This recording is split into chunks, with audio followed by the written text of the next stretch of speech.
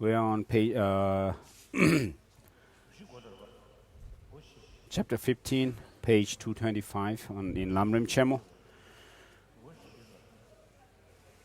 The training in the 4 ways to gather disciples that helps others to mature. Training in the 4 ways has 5 parts. What the 4 ways to gather disciples are? That reason they are stipulated as 4. Their functions, the need for those who gather following to rely on them, a somewhat elaborate explanation. So regarding the first one, generosity is as earlier explained in the section on the perfection. And pleasant speech is teaching the perfections to disciples. Working at the aims is setting disciples to work on the aims as they have been taught, or involving them in correctly taking up these aims. And 4, consistency of behavior in stabilizing yourself in the very aims in which you have established others, and then training in them. The ornament for the Mahayana Sutra says, this verse, generosity is the same as before, teaching the perfections, involving others in taking them up, and involving yourself as are asserted to be pleasant speech, working at aims, and consistency of behavior respectively. And the reason there is stipulated as 4, regarding that question, why are the ways of gathering disciples set as 4? Reply, in order to gather a following of disciples, for the sake of establishing them in virtue, they must first be pleased. This, moreover, depends on your giving them material things, providing benefits to their bodies. Thus pleased, they first must know how to connect to the path. That is to say, by using the pleasant speech to explain the teaching, you cause them to cast away ignorance and doubt, and then to correctly apprehend the aims. Once they have understood these, you cause them to accomplish virtue by working at these aims. However, if you have not accomplished virtue yourself, when you say to others, you have to engage in this, you have to reject that, they will say, why do you tell us accomplish this aim when why do you tell us accomplish this aim when you do not accomplish it yourself? You still need somebody else to correct you. They will not listen to what they have to practice. But if you are practicing yourself, they will think, oh, this person is establishing the virtue to which he or she is leading us, so we will definitely derive benefit and happiness if we accomplish it. Then they then either engage in it anew or do not reject it and become stable in it. So for this, you have to be consistent in your behavior. The ornament for the Mahayana Sutras say, know the way to gather disciples to be 4, a method to give benefit, involving others in comprehending their teachings, involving them in engaging, and likewise involving yourself. Their function, what do these 4 ways to gather disciples do for the disciples? Reply, generosity makes them fit vessels to hear the teachings, for it makes them happy with the person who explains it. Pleasant speech makes them take interest in the teaching that is to be given, because it gives them a detailed understanding of the aims and dispels their doubts. Working at the aims makes them practice in accord with what they have been taught. Consistency of behavior makes those who have engaged in the teachings not reject them but practice for a long time. The ornament for the Mahayana Sutta Alamkara says, by the first they become vessels, by the second they take interest, by the third they practice, by the fourth they train. And number 4, the need for those who gather a following rely on them, because the Buddhas have declared these 4 ways to gather disciples to be what achieves all the aims of all disciples, and to be the superb method those gathering a following must rely on them. Mahayana Sutra Alamkara states, those involved in gathering a following, relying on these means, it is praised as the superb method achieving all aims for all. And number 5, someone elaborates, a somewhat elaborate explanation. There are 2 types of pleasant speech. The first, pleasant speech associated with worldly customs, means that you first assume a clear expression free of anger, give a smile, and then please living beings in worldly ways, such as inquiring after their health, etc. The second type, pleasant speech associated with presenting the perfect teaching, means that you instruct living beings in the teaching for their benefit and happiness, beginning with the teachings on developing faith, ethical discipline, study, generosity, and wisdom. The avenues of pleasant speech are as follows. To an enemy who would kill you, you say helpful words without a fault in your heart. With the very dull-witted, you willingly rise to the challenge, tirelessly giving talks on the teaching and causing them to adhere to virtue, the devious beings who deceive their masters, abbots, etc., and engage in wrongdoing. You speak pleasantly with helpful words and without anger, teaching even the most difficult persons, in order that persons whose minds have not matured may eliminate its obscuration and be reborn in happy realms.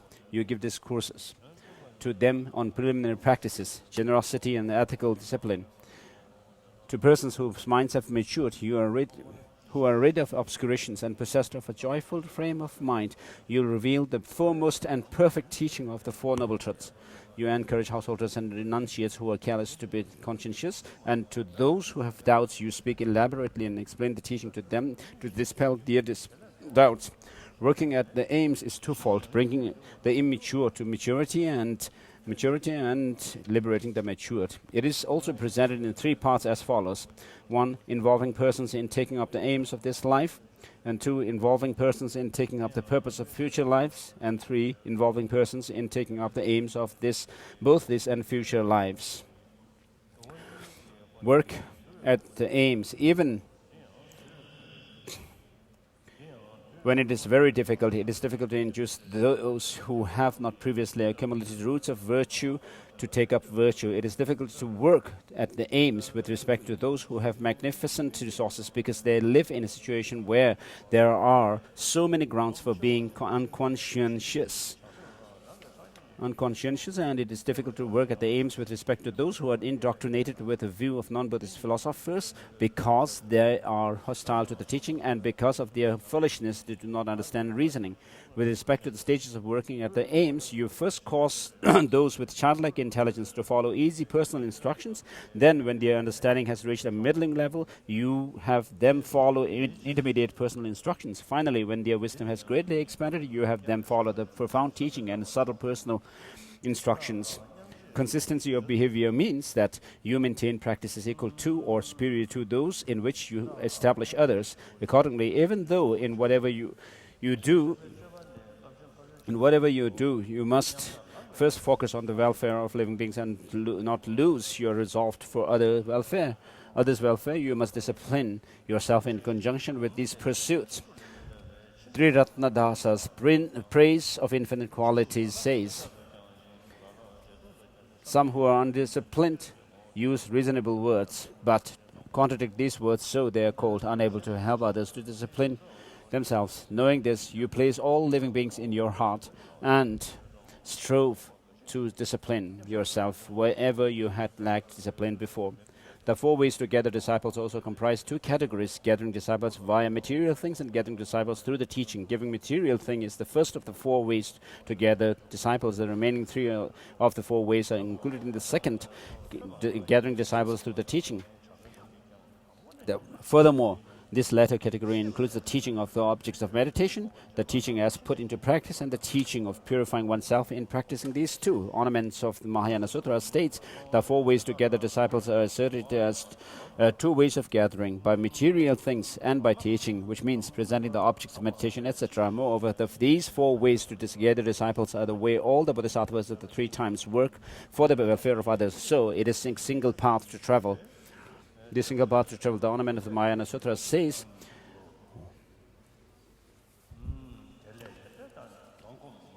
all those who have gathered disciples are gathering and will gather them, do so in this way. Therefore, this is the path for the maturation of living beings. In general, then, though the Bodhisattva deeds are limitless, the 6 perfections and the 4 ways to gather disciples are their best summation. For Bodhisattvas have just 2 tasks: the maturation of causal collections for their own Buddhahood and the maturation of mind stream of living beings. They accomplish both of these through the perfections and the ways to gather disciples. And thus the Bodhisattva level also says the perfection brings to complete maturation the Buddha qualities you will have yourself. The ways to gather disciples will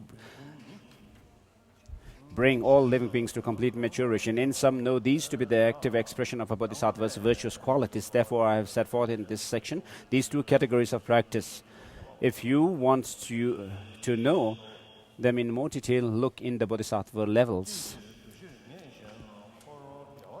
With respect to the way that the practices are done during and after meditative equipoise, the elder says, the deeds of bodhisattvas are the magnificent six perfections and so forth. The yogi arisen from meditative equipoise resolutely accomplished the path of accumulation. Beginning bodhisattvas who have taken the vows of conquerors children and are on the path to accumulation practice only the six perfections, whether in meditative equipoise or subsequent to it. They sustain some of the perfections in. So this is finished, and we move on to the middle length Lamrim.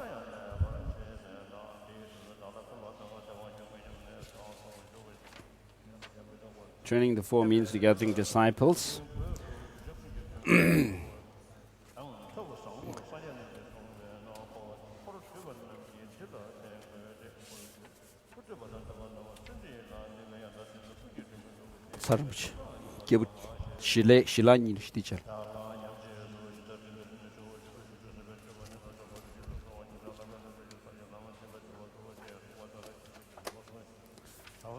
So need to rely on the four means to gathering disciples and the summarized meaning.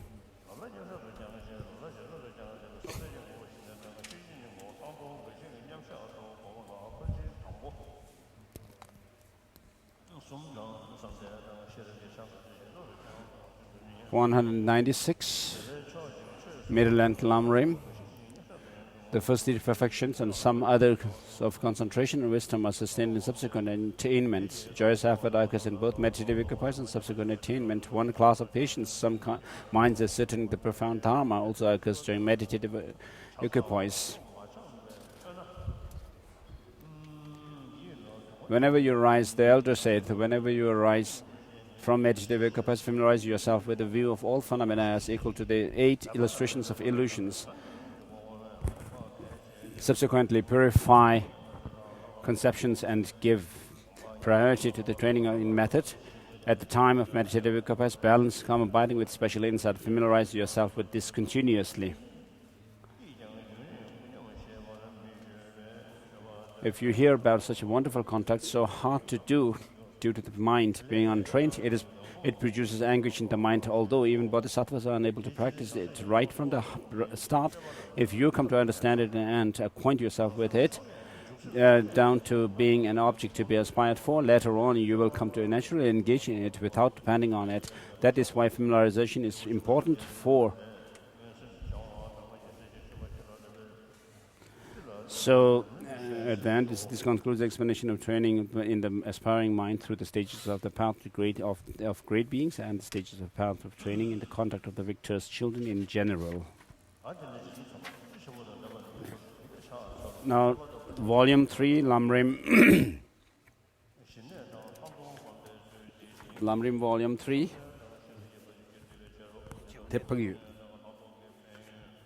The serenity, in particular, how to train in the last two perfections, the benefit of cultivating serenity and insight, how serenity and insight include all states of meditative concentration, the nature of serenity and insight, why it is necessary to cultivate both, how to be certain about their order.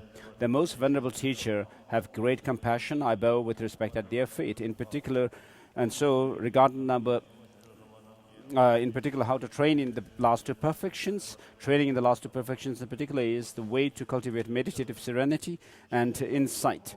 Because serenity and insight are included under the perfections of meditative stabilization and wisdom respectively. This section has 6 parts. The benefits of cultivating serenity and insight, showing that these two includes all states of meditative concentration, the nature of serenity and insight, why it is necessary to cultivate both, how to be certain about this order, how to train in each.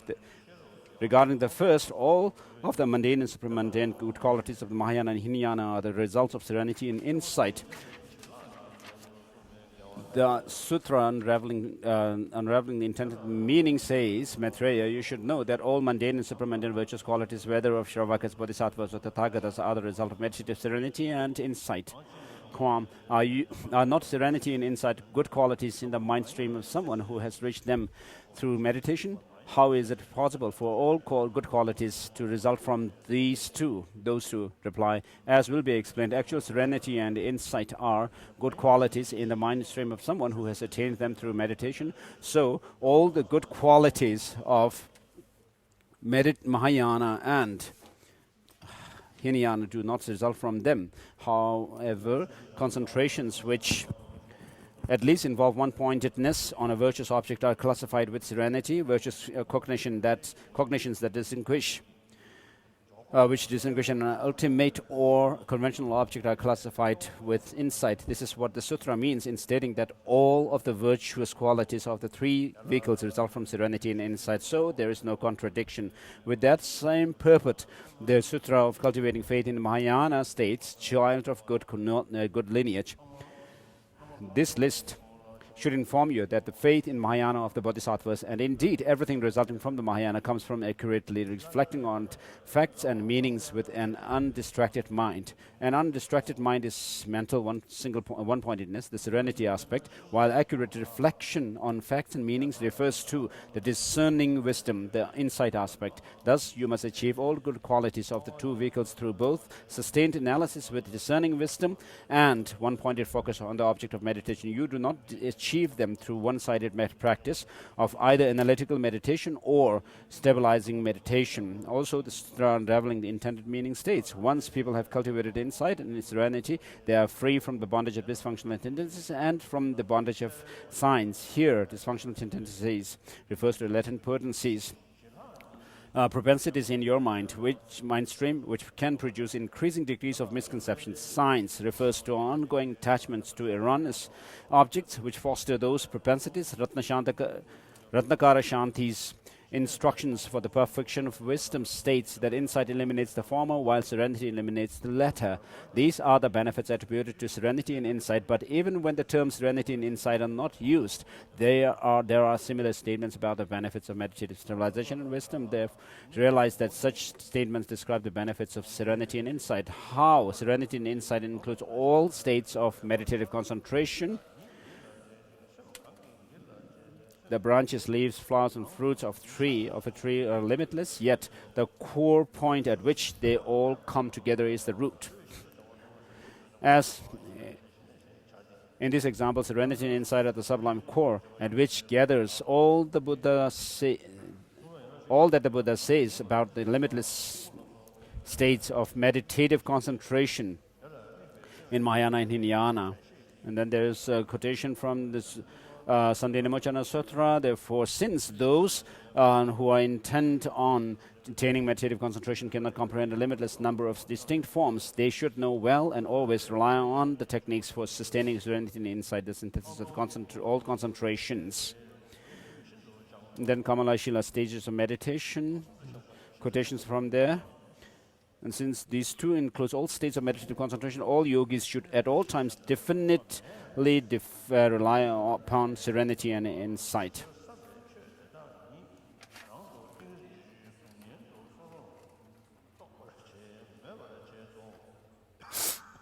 The next topic, the nature of serenity and insight. As to the nature of serenity, it is stated in this sutra unraveling the intended meaning. And this means that the meaning of the sutra this means that you take as an object, a meditation object, appropriate object. As an object of meditation, an appropriate object such as the five aggregates, having determined that it is the topic in which the 12 branches of scripture, in the 12 branches of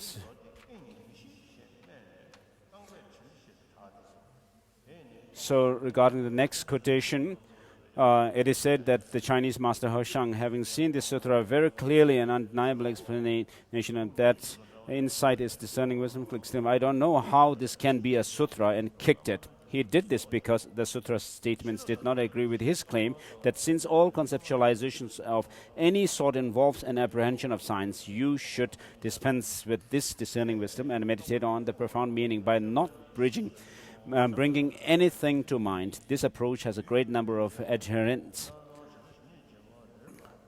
In that sutra passage, differentiation means distinguishing the diversity of conventional phenomena. Full differentiation means distinguishing their real ultimate nature. The Noble Asanga explains that thorough examination is when conceptual attention possessed of wisdom apprehends a sign. Thorough analysis means proper examination. Examination means rough examination. Analysis means detailed analysis. The apprehension of a sign does not here refer to a conception of true existence, but rather to distinguishing the exact particulars of an object.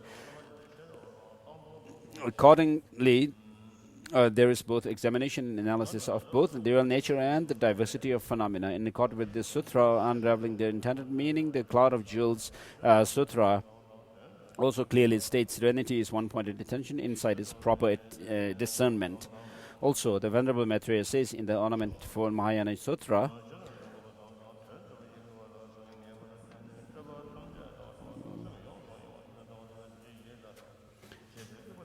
know as the path of serenity, abbreviating the name of a phenomenon. Understand the path of insight to be analysis of its meanings. And based on genuine stability, through directing your attention to your mind and through differentiating phenomena, there is meditative serenity and insight. This states that stabilization of your mind on the basis of genuine concentration is serenity, and the wisdom that differentiates phenomena is insight. Since this comments to the same effect on what those sutras say, it is inappropriate to construe those sutra passages in some other sense. Also, as Asanga's Bodhisattva levels say. And this statement, after the quotation, says, this statement accords with those cited above. It gives commentary to the same effect as the sutra and the text of the Venerable One, so it confirms the certainty of the foregoing identification of serenity and insight. And also in the stages of meditation, it states, and then Ratnakara Shanti's instructions for the perfection of wisdom says, with regard to that, serenity's object of meditation is non-discursive image of something which is either a case of the diversity of phenomena or which represents the real nature. Insight's object of meditation is a discursive image of something which is a case of the diversity of phenomena or which represents the real nature. This states that meditative serenity is non-discursive stabilization on something among either the diversity or the real nature of phenomena, and that insight is analysis of either of those two objects. This is also the intended meaning of the passage of Sutra unraveling the intended meaning. O Bhagavan, how many objects does serenity have? The Buddha replied, one, namely a non-discursive image. How many objects does insight have? Just one, a discursive image. How many objects of both are there? Two, namely the limits of existence and the achievement of your purpose. Asanga's Compendium of Knowledge states that the limits of existence refers to both the diversity and real nature of phenomena. So serenity and insight take both ultimate and conventionalities as objects of meditation, just as Ratnakara Shanti explained above. Thus, meditative serenity and insight are not differentiated in terms of their respective objects of meditation, for there is a meditative serenity that knows emptiness, and there is insight which does not know emptiness. Also, meditative serenity is your own quieting movement towards your own mind, quieting movement towards external objects, and then abiding on an internal object of meditation. Insight is superior, special seeing. Some claim that a mind resting on a discursive, non-discursive state without vivid intensity is serenity, while such a mind with a vivid intensity is insight. This is not correct because it contradicts the definitions of serenity and insight that are established at length in sources such as the words of the conquerors, the treatises of the regents, the text of Asanga and Kamalashila's stages of meditation. These texts say that meditative serenity is attention concentrated one-pointedly on an object of meditation, while insight is wisdom that properly distinguishes the meaning of an object of knowledge. In particular, the presence or absence of vivid intensity of mind in a non-conceptual consciousness indicates whether the concentration is lax. It is utterly incorrect to claim that it indicates the difference between serenity and insight. This is because in all concentrations of meditative serenity, you definitely must clear away laxity, and because all concentrations free from laxity are invariably limpid states of mind. Thus, identify concentration and wisdom that focuses on real nature according to whether your mind knows as its object either of the two selflessnesses. Do not identify them according to whether your mind rests in a non-discursive, clear and blissful state, because there are countless states of concentration which are blissful, clear and non-discursive, yet which do not orient your mind towards the reality of objects, their lack of self. Even without finding the So this part is finished, and next is why it is necessary to cultivate the both. Why is it insufficient to cultivate either serenity or insight alone? Why is it necessary to cultivate both? I will explain. If you light an oil lamp for the purpose of viewing a picture in the middle of the night, you'll see the depictions very clearly if the lamp is both very bright and undisturbed by wind. If the lamp is not bright or is bright but flickering in the wind, then you will not see the images clearly. Likewise, when looking for the profound meaning, you will clearly see reality if you have both wisdom that unerringly discerns the meaning of reality and unmoving attention that stays as you wish on the object of meditation. However, if you do not have the wisdom that knows how things are, even if you have a non-discursive concentration in which your mind is stable and does not scatter to other objects, then you lack the eyes which see reality. Hence, it will be impossible to know how things are, no matter how much you develop your concentration. And even with this perspective that understands reality, selflessness, if you lack a firm concentration that stays one-pointed on its object, then it will be impossible to clearly see the meaning of the way things are. And because things are, because you will be disturbed by the winds of uncontrollably fluctuating discursive thoughts. That this is why you need both serenity and insight. Kamala Shila's second stages of meditation says, with bare insight that lacks serenity, the yogi's mind is distracted by objects, like an oil lamp in the wind. It will not be stable. For this reason, what sublime wisdom sees will not be very clear. As this is so, rely equally on both. Therefore, the great final Nirvana Sutra says, Shravakas do not see the lineage of the Tathagatas because their concentration is greater than their wisdom. Bodhisattvas see it but unclearly because their wisdom is greater than the concentration. The Tathagatas see everything because they have serenity and insight in equal measure. With the power of serenity, your mind, like a lamp placed where there is no wind, will be unmoved by the winds of discursive thought. With insight, others cannot divert you, since you have abandoned the infinite entanglements of bad views. As the Moon Lamp Sutra says, the power of meditative serenity makes your mind steady. Insight makes it like a mountain. So, mark the meditative serenity. The mark of meditative serenity is that your attention stays right where it is placed without distraction from the object of meditation. The mark of insight is that you know the reality of selflessness and eliminate bad views such as the view of self. Your mind is like a mountain in that it cannot be shaken by opponents. Therefore, you should distinguish these two marks. Before you achieve meditative serenity, you may use discerning wisdom to analyze the meaning of selflessness, but your mind is extremely unsteady, like a lamp in the wind. So your concept of selflessness is unclear.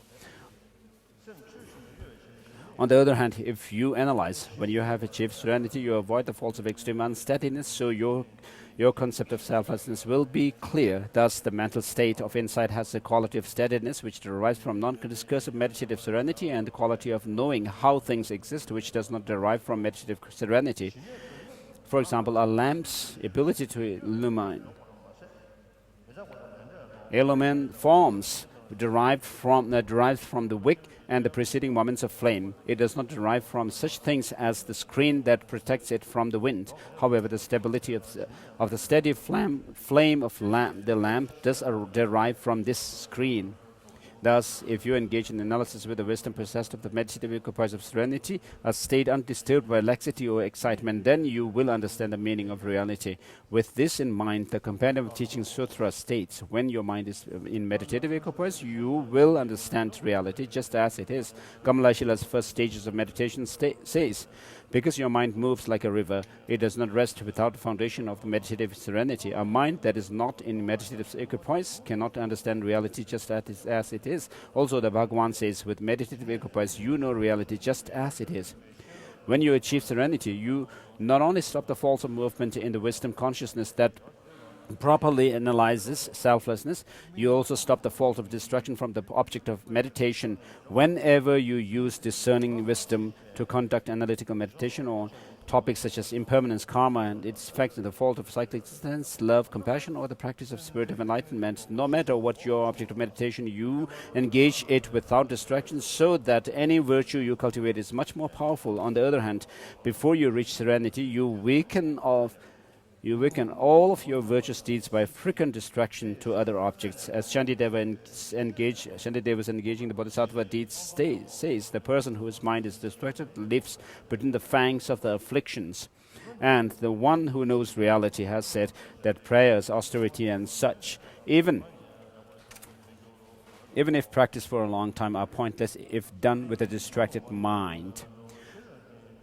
Thus, the aim of attaining concentration in which your mind is non-discursively stabilized on a single object without distraction is to have mental serviceability, the ability to willfully direct your attention to virtuous objects of meditation.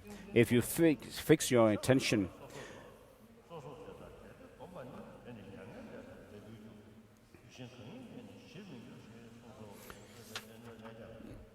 so it's almost finished with the quotation from the King of Concentration Sutras, beginning on page 23 of volume 3,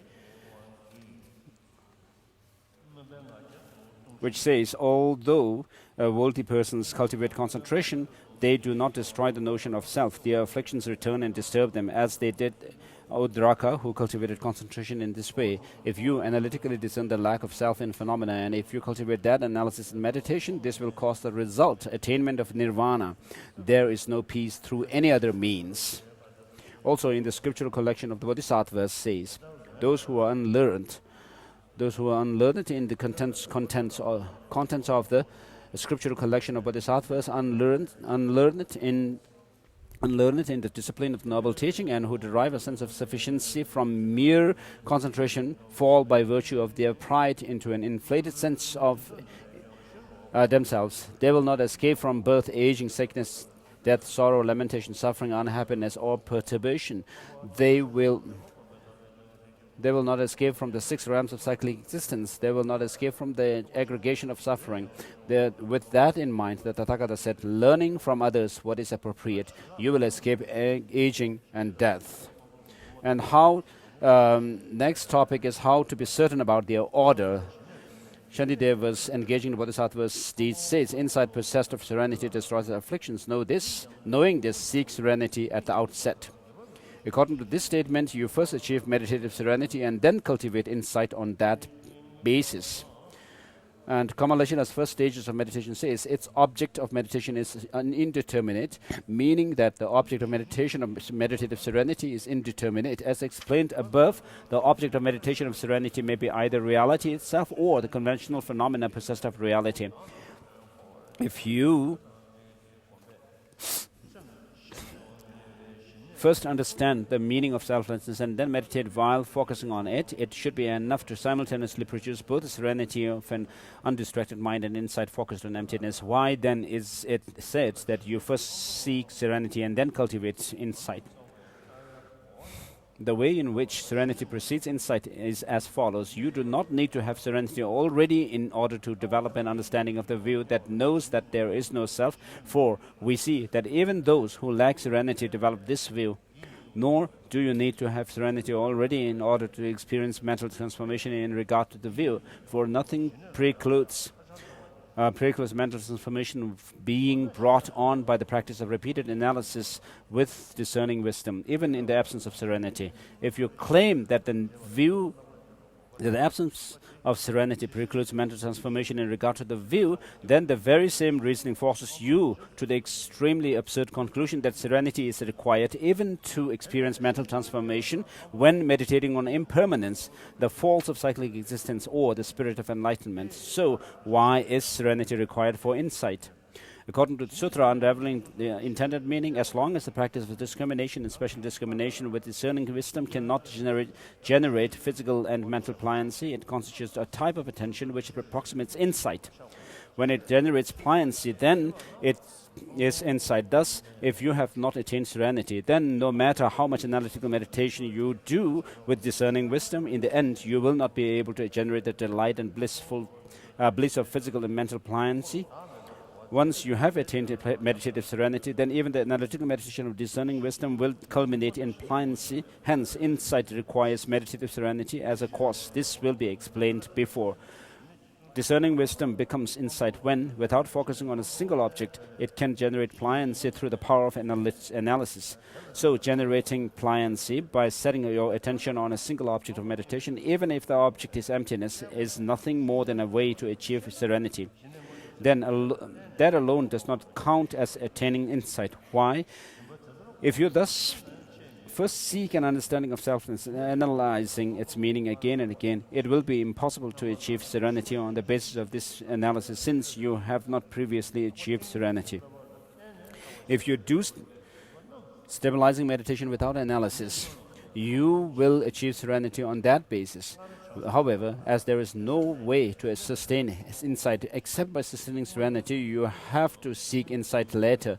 Hence, this does not fall outside the pattern in which, having previously sought serenity, you cultivate insight based on it. Accordingly, the way insight develops is that discerning analytical meditation generates pliancy.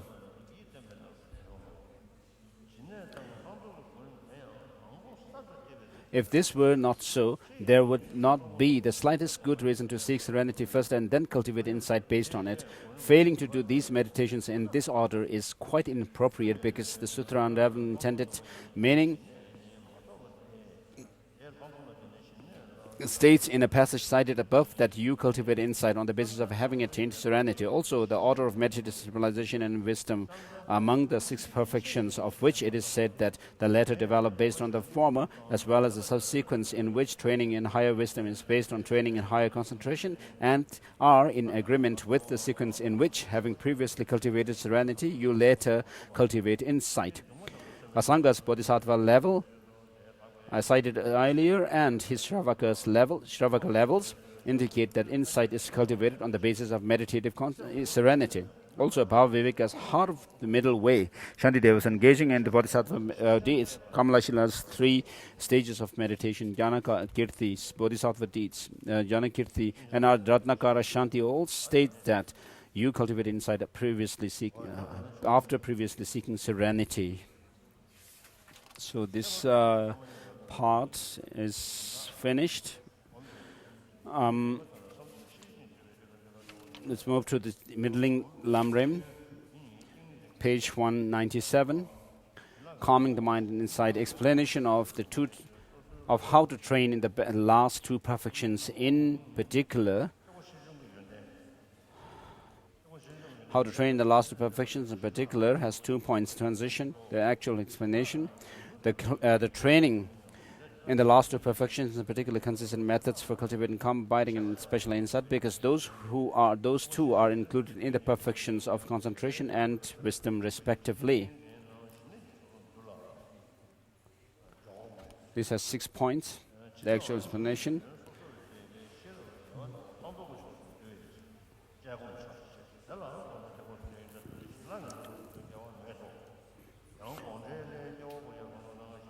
So in the benefit of cultivating calm abiding and special insight has 5 points. Demonstration that all the positive qualities of Mahayana and Hinayana results of calm abiding and special insight. In the Sutra unraveling the intended meaning, it is set forth that all the mundane and supreme and positive qualities of Mahayana and Hinayana are results of calm abiding and special insight, and setting out doubts about that. You may wonder on calm abiding and special insight, positive qualities of mind that are gained from meditation. How can all those positive qualities be admissible as results of those 2?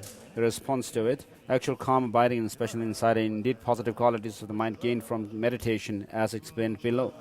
Therefore, not all the positive qualities of the meditation, Mahayana and Hinayana results of the two. Nevertheless, all the meditative stabilization, starting from a single point of mind, placed on a virtuous object, are included in the class of calm abiding, and all virtuous wisdom minds, individually analyzing the meaning of the mode or varieties, are included in the class of special insight. It is with that intended meaning that all the positive qualities of the three vehicles are said to be the result of calm abiding and special insight. Hence, there is no contradiction. And then how? Benefits of abandoning what should be abandoned are tied to a scriptural passage from the sutra unraveling the intended meaning. In this sutra it is said, having familiarized themselves with calm abiding and special insight, beings will gain complete liberation from the bondage of bad states and signs. This is what is meant. Bad states are latencies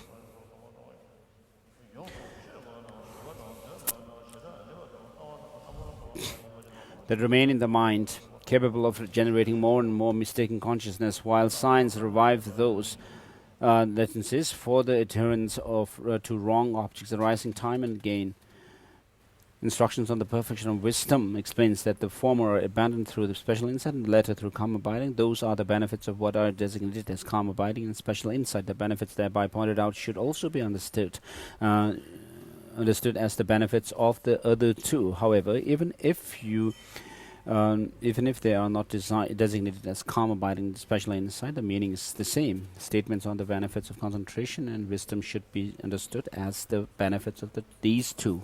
Demonstration that the two calm abiding and special insight include all meditative stabilization. His Holiness is saying that he's not taking tea, but he's taking his medicine. Otherwise, the chant master may think that I'm taking tea before saying the grace.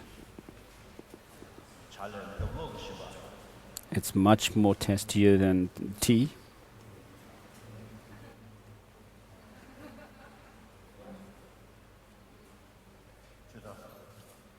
It's Tui-tang, Tibetan medicine for cold. In the Sutra unraveling the intended meaning, it says that all the limited meditative civilizations proclaimed in Mahayana and Hinayana are nevertheless subsumed under calm abiding and special insight. Therefore, since those who strive for meditative stabilization cannot investigate all its limitless manifestations, they should thoroughly investigate how to sustain the epitome of all the meditative stabilizations, calm abiding and special insight. The entities of calm abiding and special insight, the nature of the calm abiding, and explain the nature of special insight.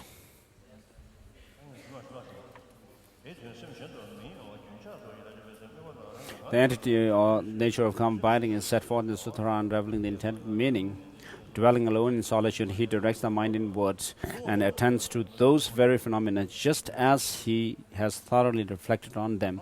He attends to them with a mind directed inward continuously and attentively. This state he thus enters and abides in. Many times in which physical and mental pliancy arise are called calm abiding. The meaning of this statement is that if the mind, having attended to it continuously without distraction, stays on the object by itself so that the joyful bliss of physical and mental pliancies arises, then meditative stabilization becomes calm abiding. This will arise from merely keeping the mind inward undistracted. It does not depend on internalizing the suchness of things.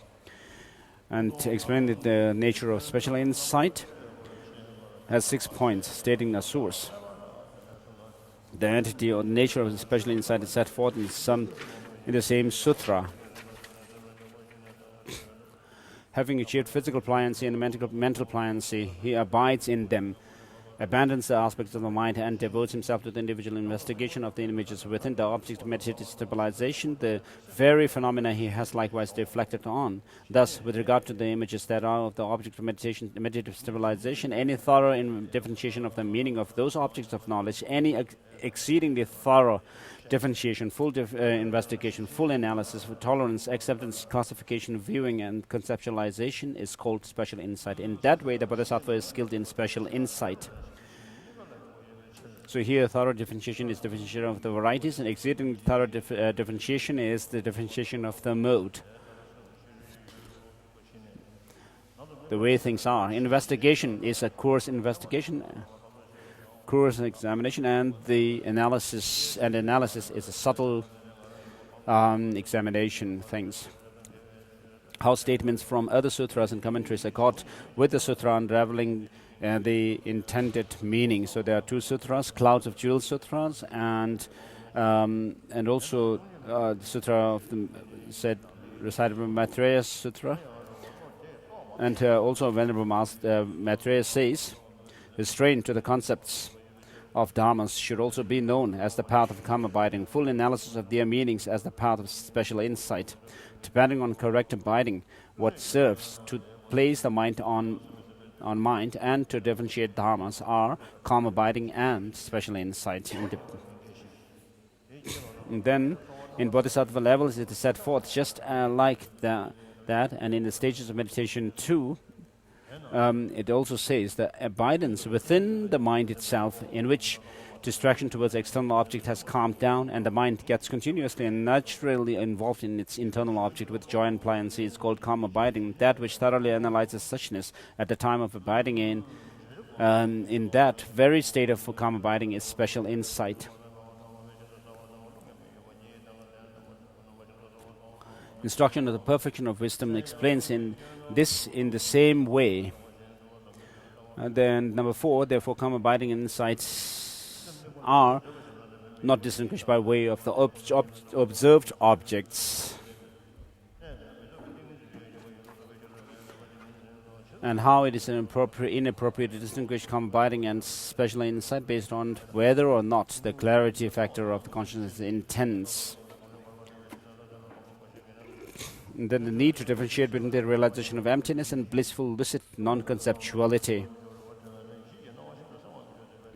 Thus, it is necessary to identify whether or not the mind is meditative stabilization that observes emptiness or wisdom consciousness on the basis of whether or not that mind realizes either of the two selflessnesses, because there are countless non-conceptual meditative stabilization of bliss and clarity in which the mind is not directed at the suchness of an object, since direct perception establishes that the mind can be held like that in a non-conceptual state, even though the view realizing the mode of being has not been found.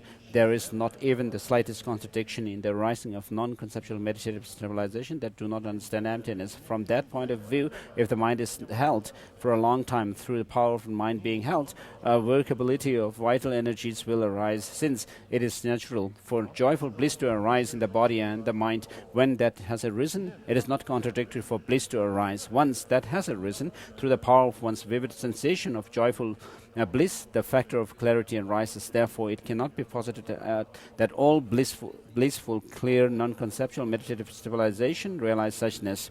Consequently, since bliss, clarity, and non-conceptuality arise in meditative stabilizations that realize emptiness, and since there are also many meditative stabilizations in which the mind is not directed at emptiness, yet bliss, clarity, and non-conceptuality still occur, it is necessary to distinguish between the two.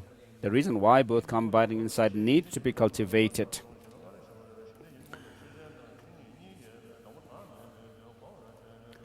To illustrate this, when you light a lamp, so the example of a lamp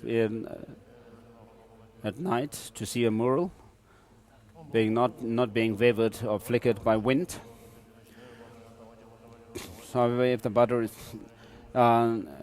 is not bright, or if even though bright it flickers in the mind, you will not see the forms clearly, explaining the meaning.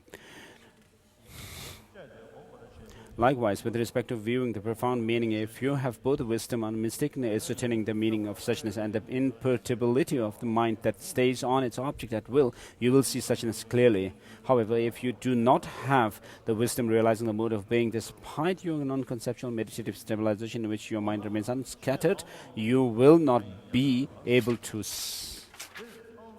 realize the mode of being. So then realizing the scriptural passages.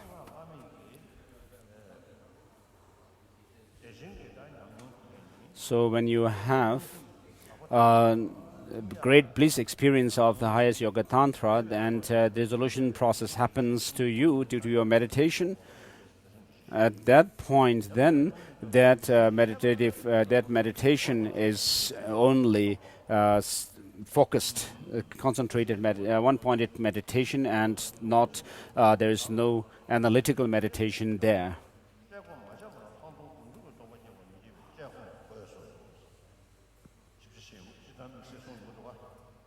So here the exception is being stated.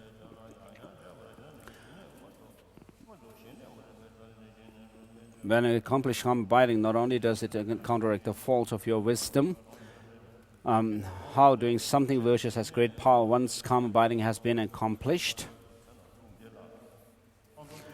When you accomplish calm abiding, not only does it counteract the fault of your wisdom consciousness wandering off while correctly investigating selflessness, the fault of distraction to other objects stops for all analytical meditations that you do with the wisdom of individual investigation on impermanence actions and their effects, their enlightenment, the disadvantages of cyclic existence, love, compassion, training in the mind of enlightenment, and so forth.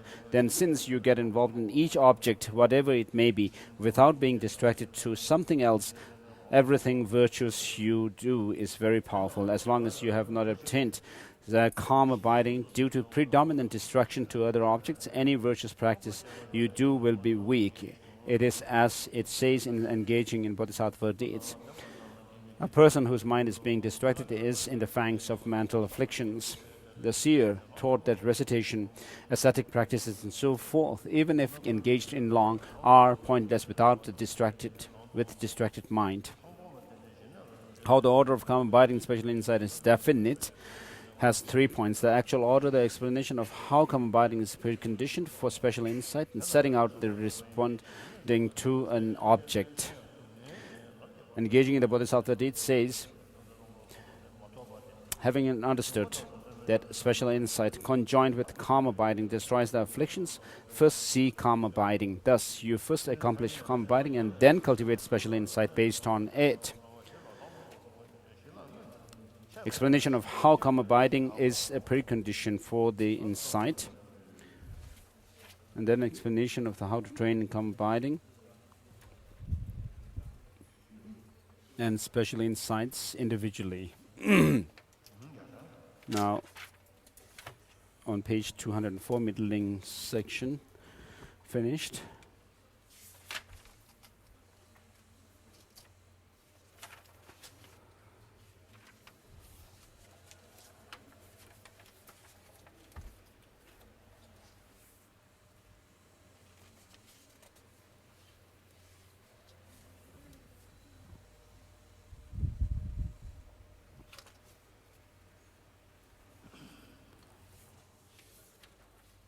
How to train in each. Lamrim Chemo, page 28.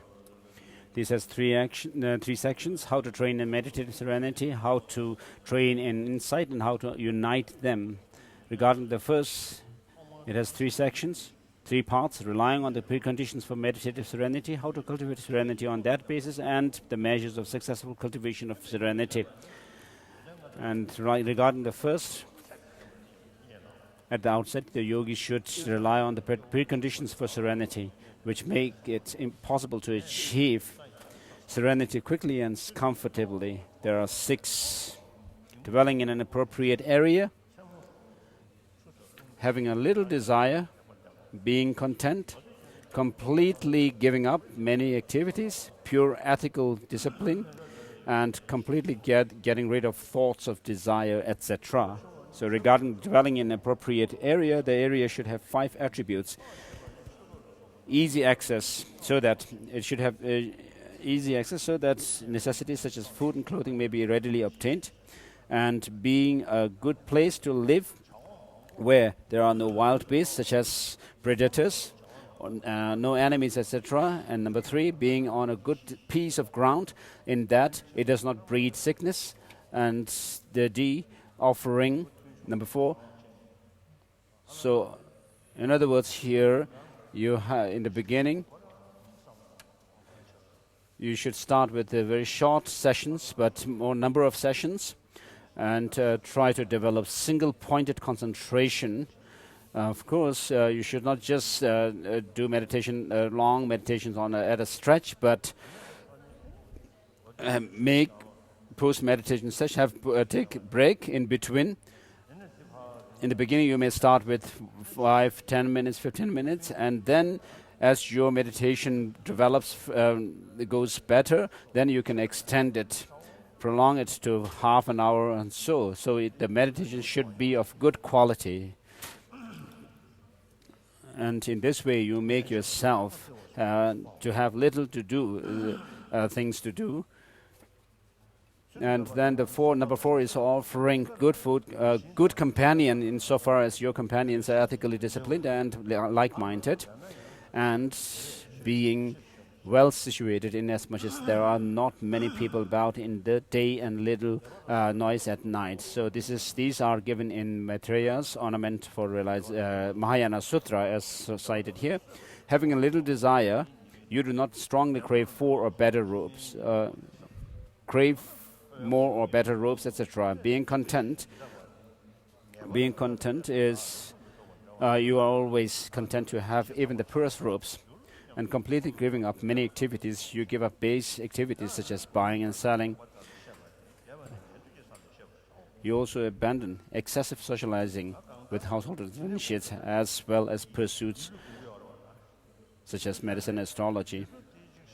And so when you are developing calm abiding, you are using your mind. You are trying to develop it within your mind.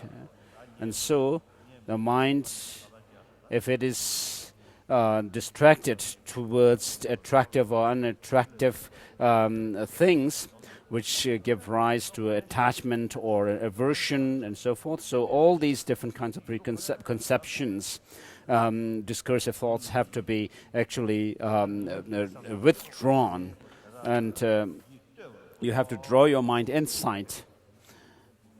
So completely getting rid of thoughts and desires is about that. So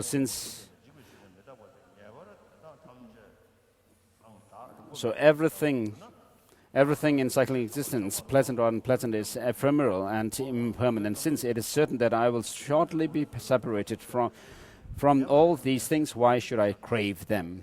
I have explained these points according to the purport of Kamala Shila's second stage of meditation. You should learn more about them from Asanga's Shravaka levels.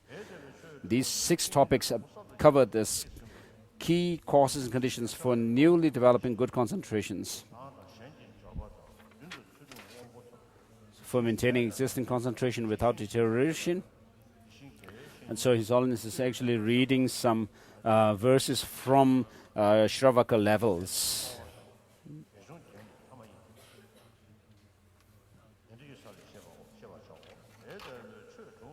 So as a summary, the Shravaka levels say those verses. So these topics cover the key causes and conditions for newly developing good concentration, for maintaining an existing concentration without deterioration, and for heightening your concentration. In particular, the most important ones are good ethical discipline, seeing desires as disadvantages, and dwelling in an appropriate area. Geshe Domtempa says, we think that the fault lies only in our personal instructions. As we then seek only personal instructions, we are unable to attain concentration. This is the result of not abiding under its conditions. The terms conditions refers to 6 explained above. Moreover, the first 4 perfections serve as preconditions for the 5th meditative stabilization. Kamala Shila's first stages of meditation states, you quickly accomplish serenity when you disregard the desire for possession and such. Keep good ethical discipline, have a disposition to readily tolerate suffering and joyously persevere. That being the case, sources such as Sutra unraveling the intended meaning teach that generosity and other perfections and causes of successively higher perfections. Atisha's lamp for the path to enlightenment states. So His Holiness wants to move to Atisha's lamp for the path to enlightenment. Hva han kalles? Ja.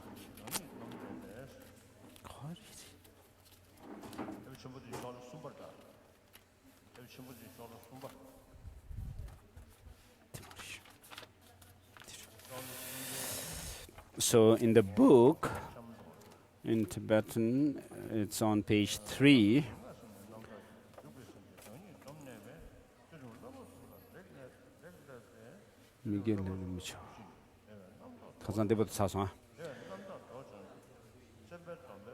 So verse number 32. When those observing the vow of the active intention have trained well in the three forms of discipline, their respect for these three forms of discipline grows, which causes purity of body, speech, and mind. Therefore, through effort in the vow made by bodhisattvas for pure, full enlightenment, the collections for complete enlightenment will be thoroughly accomplished. All Buddhas say that cause for the completion of the collections, whose nature is merit and exalted wisdom, is the development of higher perceptions. Just as a bird with undeveloped wings cannot fly in the sky, those without the power of higher perception cannot work for the good of living beings. The merit gained in a single day by one who possesses higher perception cannot be gained even in 100 lifetimes by one without such higher perception. Those who want swiftly to complete the collections for full enlightenment will accomplish higher perception through effort, not through laziness. Without the attainment of calm abiding, higher perception will not occur. Therefore, make repeated effort to accomplish calm abiding. While and the next verse number 39 also, and 40.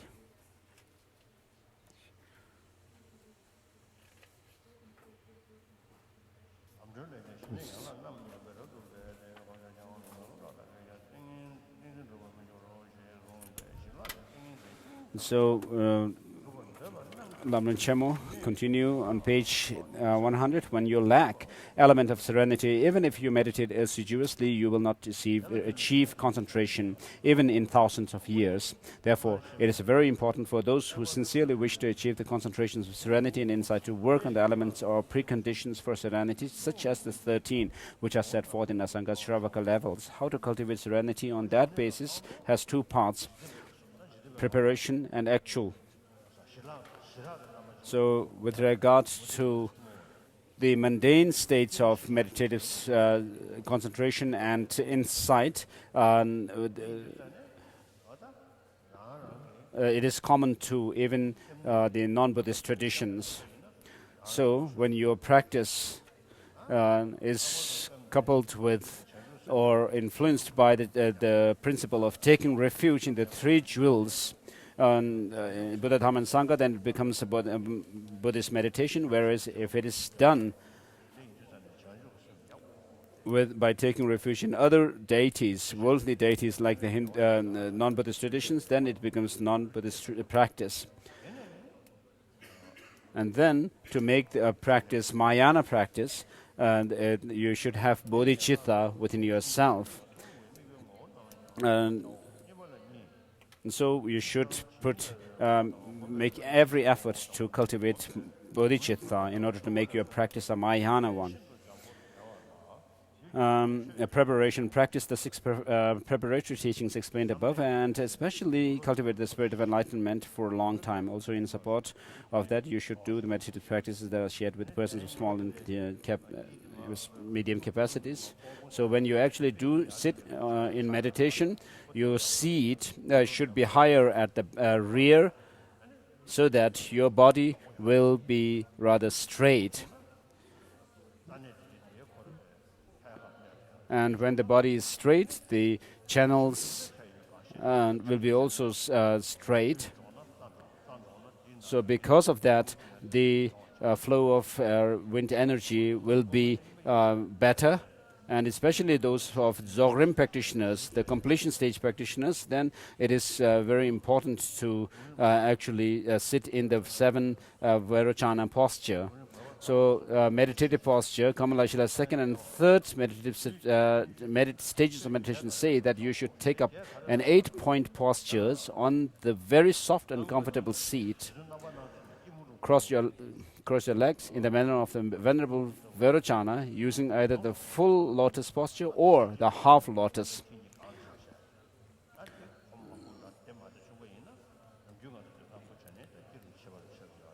So or half lotus posture as appropriate. So you can also use the Vajra posture. So if you are not able to sit in these postures with the Vajra posture, full Vajra posture or half lotus posture, then you may sit on a chair, like the manner in which Maitreya is depicted.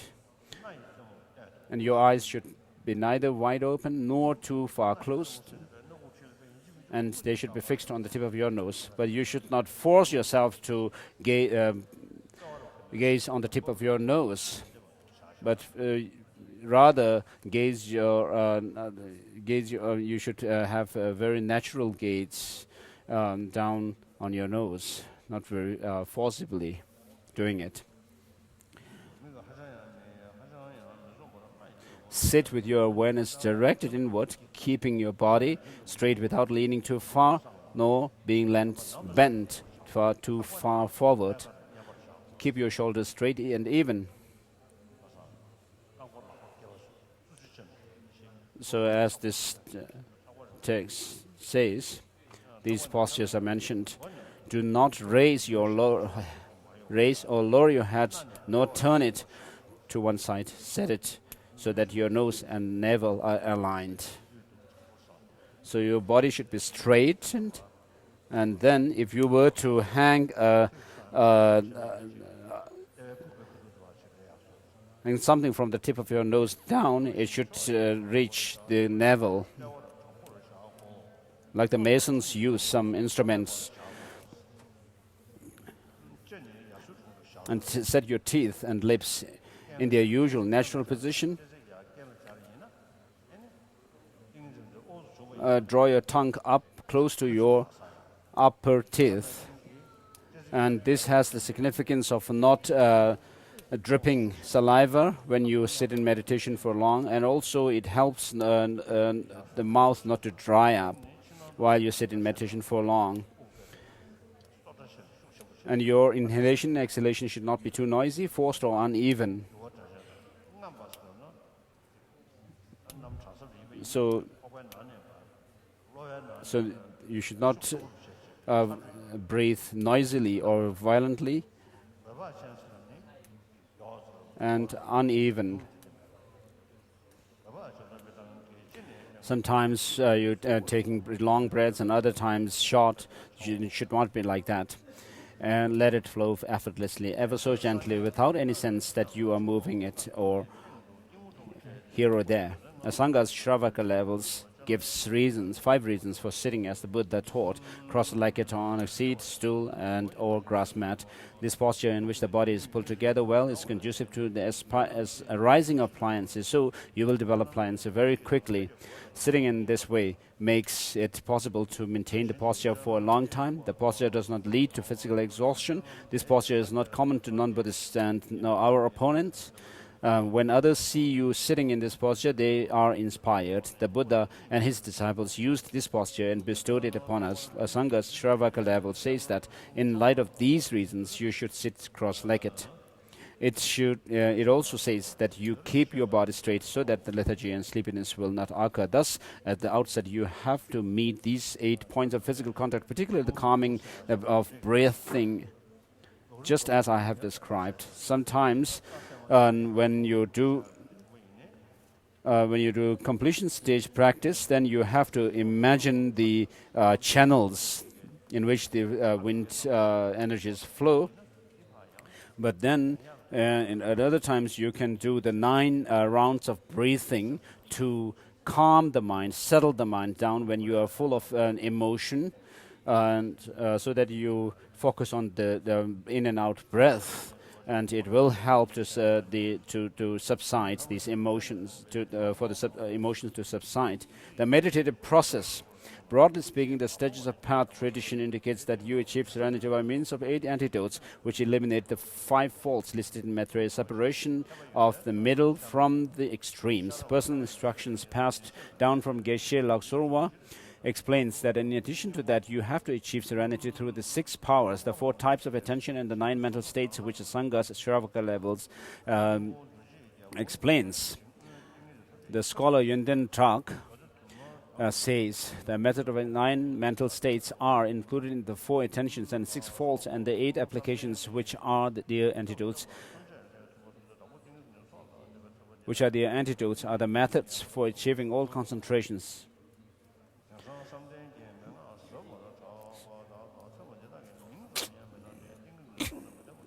Those who first have the preconditions or concentration will definitely attain concentration if they use these methods to work at it. Nowadays, supposedly, so Tsongkhapa says this is stated in his text on the stages of the paths.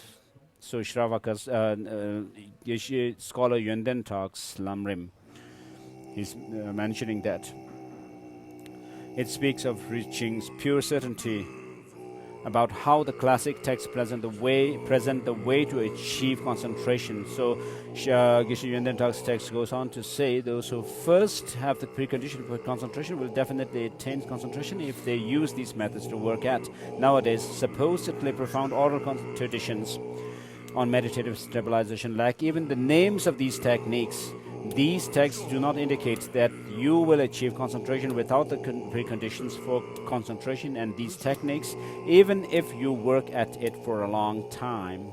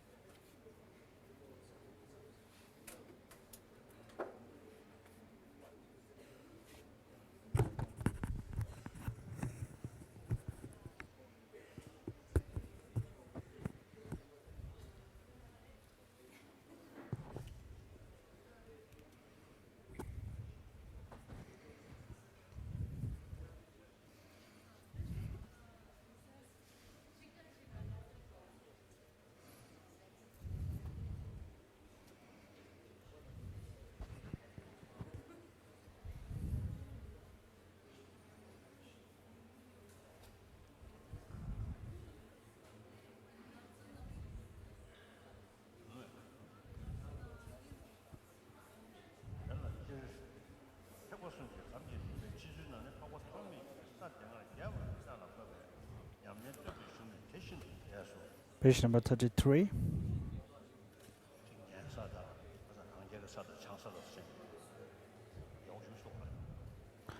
Sorry, 32.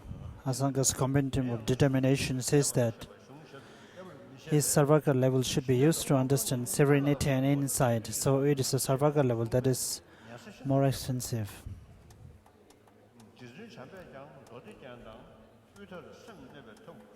Also, the Venerable Maitreya discusses the method of 9 mental states and the 8 antidotes to its ornament Mahayana Sutras and separation of the middle from extremes, following the message learned Indian masters as Haribhadra, Kamalashila and Ratna Karasanti wrote about the process of achieving concentration. On the general sense of concentration, the Tantras are very consistent with explanations in this classic text, except that they use different objects of meditation, such as divine bodies, drops, and syllables. In the particular text in the Sutra class provide very extensive discussions of problems, such as the 5 faults of concentration and ways of clearing them away. However, those who know how to practice on the basis of those classic texts alone are as rare as stars in the daytime. Those who impose on those texts the stains of their defective understanding derive only a superficial comprehension and maintain that the instructions that reveal the quintessential meaning lie elsewhere. When the time comes for them to put into practice the process of achieving concentration, which these texts explain, they do not even research how to do it. This explanation of the meditative process has 2 sections: how to develop the flawless concentration. These are 3 parts: what to do prior to focusing the attention on an object of meditation. If you cannot stop the laziness of being disinclined to cultivate concentration and of enjoying things that are not conducive to it, from the outside you will not gain entry into concentration. Even if you do attain it once, you will be unable to sustain it, so it will quickly deteriorate it. Therefore, it is most crucial to stop laziness in the beginning. When you attain pliancy in which your mind and body are full of delight and bliss, you will stop laziness in as much as you are full of delight and bliss. Laziness as you will be able to cultivate virtue all day and night without weariness. To develop this pliancy, you must be able to have continuous enthusiasm for the concentration that causes pliancy. To develop this enthusiasm, you need a continuous intense yearning that is intent on concentration. As a cause for this yearning, you need steadfast confidence in and fascination with the good qualities of concentration. So to start with, cultivate again and again a confidence that is aware of the good qualities of concentration. When you see this process in practice, you will understand this most vital point with a clearer sense of certainty. Material separation of the middle from the extreme stage, the basis and what is based upon it are the cause and its result. Here the basis is yearning, which is the basis of endeavor. What is based upon it is the endeavor or the enthusiasm. The cause of yearning is confident faith in the good qualities of concentration. The result of endeavor is pliancy. In this context, the good qualities of concentration are as follows. When you reach serenity, your mind is filled with delight and your body filled with bliss, so you are happy in this lifetime. Also, since you have attained physical and mental pliancy, you can turn your attention to any virtuous object of meditation you choose. Since you have cool, uncontrolled distraction toward the wrong sort of objects, you are not constantly involved in wrongdoing, and any virtue you do is very powerful. Based on serenity, you can achieve good qualities such as the super knowledges and supernormal powers. In particular, it is on the basis of serenity that you develop the knowledge of insight that knows the real nature, whereby you can quickly cut the root of cyclic existence. If you reflect on any of these good qualities, you will become aware of and meditate upon things that strengthen your inclination to cultivate concentration. When this inclination arises, you will be continually prompted from within to cultivate concentration, so it will be easy to attain concentration. Also, since you will cultivate it repeatedly, even after attaining it, you will be unlikely to lose this. What to do while focusing on an object of meditation? This is 2 parts. Identifying the object of meditation upon which your attention is set. This is 2 parts, a general presentation of objects of meditation. This is 3 sections. The object of meditation themselves, who should meditate on what objects, synonyms of the object of meditation. The Bhagavan stated that yogis have 4 types of objects of meditation. These 4 universal objects of meditation on purifying your behavior, objects of meditation on expertise, and objects of meditation for purifying afflictions. The first one, universal objects of meditation are of 4 types: discursive images, non-discursive images, the limits of existence, and achievement of your purpose. The 2 types of images are posited in terms of observer. The first is the object of insight, and second is the object of meditative serenity. The image is not the actual specifically characterized object upon which your mind is focused, but rather the appearance of that object's aspect to your mind. When you carry out analysis while observing an object, then the image is discursive, since the analytical thinking is present. When you stabilize your mind without analysis while observing an object, the image is said to be non-discursive, since analytical thinking is absent. As for these images, what objects of meditation they images of? They are the images or aspects of the 5 objects of meditation for purifying behavior, the 5 objects of meditation for expertise, and 2 objects of meditation for purifying afflictions. The limits of existence are posited with reference to the observed object. There are 2, the limit of existence for the diversity of phenomena, which are expressed in statement, just as this is all there is nothing more, and the limits of existence for the real nature expressed in the statement. This alone is how things exist, they do not exist in any other way. In the case of diversity of phenomena, this means that 5 aggregates include all composite phenomena, the 18 constituents and 12 sources include all phenomena, and the 4 truths include everything there is to know. There is nothing else beyond this. In the case of the nature, this means that reason establishes the truth or reality of those objects of meditation. Page number 36. Objects of meditation for purifying your behavior. Objects of meditation for purifying your behavior are objects that purify behavior in which attachment or the like is predominant. There are 5 objects of meditation. Respectively, they are ugliness, love, and dependent arising.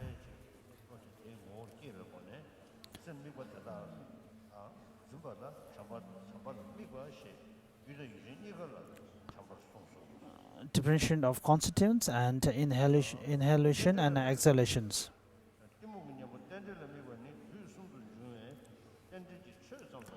Love involves focusing on friends, enemies, and persons towards whom you have neutral feelings and having an attitude. Regarding the object of meditation or dependent arising, all there is in the past, the present, and the future is dependent arising, in which effects that are mere phenomenal factors simply arises based on many mere phenomenal factors. Apart from this, there is no performer of actions or experiencer of their effects. You focus your attention to this fact and hold it there. As for the object of meditation on the differentiation of constituents, you differentiate the factors of 6 constituents: earth, water, fire, air, space, and consciousness. You focus your attention to them and hold it there. Regarding the object of meditation on inhalation and exhalations, you focus your attention without distraction by counting and watching the breath move in and out. And counting from your mouth, and all, even if you count by your mouth or using your fingers, but if your mind is distracted somewhere else, then it's of not much use. And of course, when you meditate about inhalation and exhalation, so that your mind's focus should be complete on your breath, and it should never be distracted.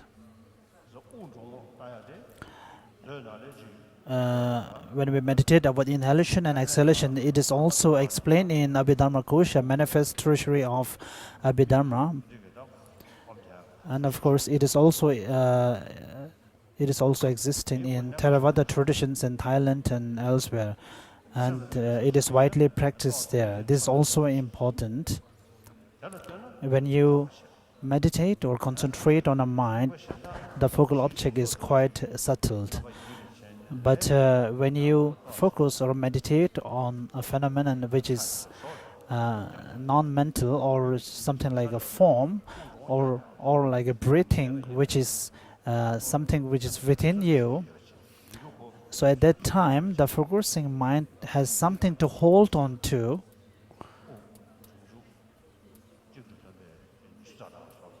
and even when you count for 20 something, 50 something, or 200 something,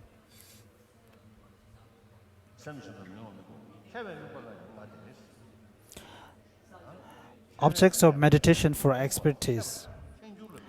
Meditation for expertise means it's not an object that expert persons have to perceive, but it means that in order to gain expertise, so you have to meditate on these objects. There are also 5 objects of meditation for expertise, namely expertise in the aggregates, the constituents, the sources dependent arising. And here the dependent arising means the dependent arising on cause and effect. What is and is not possible. The aggregates are the 5 aggregates of form and others. Expertise in this is knowing that apart from these aggregates, the self and what pertains to the self do not exist. The constituents are I and the others of 18 constituents. Expertise in them is knowing the causal conditions by which those constituents arise from their own cease. The sources are the I and others of the 12 sources. Expertise in this is knowing that 6 internal sources are the dominant conditions for 6 consciousness, that the 6 external sources are the object conditions, and that the mind which has just ceased is the immediately preceding condition. Dependent arising is the 12 factors. Expertise in them is knowing that they are impermanent, suffering, and devoid of self. What is and is not possible refers to such things as being possible for a pleasant fruition to arise from a virtuous action, but not possible for a pleasant fruition to arise from a non-virtuous actions. When we experience different pleasant and unpleasant feelings, so the causes of those emotions or the pleasant and unpleasant feelings are also different. When you use this as an object of meditation for cultivating serenity, you keep your attention on just one of the perspectives in which the aggregates etc. may be known. When you meditate on the aggregates, and you have to look at the aggregates as also a heap of the different forms combined together. Object of meditation for purifying afflictions. Purifying afflictions means either merely reducing the strength of the seeds of the afflictions or else utterly eradicating the seeds. In the former case, the objects of meditation are the comparative coarseness of each lower stage and comparative calmness of each higher stage, proceeding from the level of Jajaram up to the level of nothingness. In the latter case, the objects of meditations are impermanence, and the other of the 16 aspects are Four Noble Truths. When you use these objects of meditation for cultivating serenity, you do not analyze, but instead keep your attention on any one cognition of an aspect of those objects appears to do. And whatever teachings you give, including the teachings on impermanent and sufferings, but all this, if you combine or if you find the essence, it all combines to the teachings of Tibetan originations. As it is stated in the praise to the Tibetan originations, that there is no teachings that you haven't gained which is not based on the Tibetan horizon.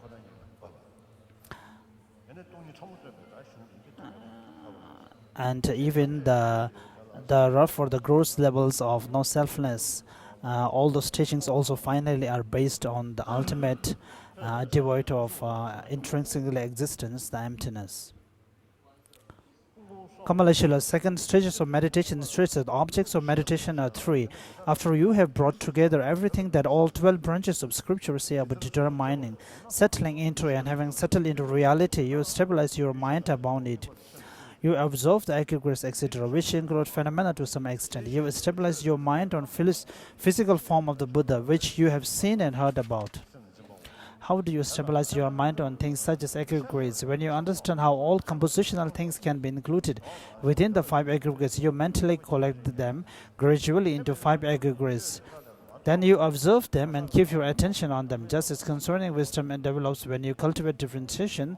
So when you cultivate collectiveness, you develop concentration, wherein your attention is brought together on the object of meditation without moving towards other objects. This is the personal instruction of the knowledge tradition.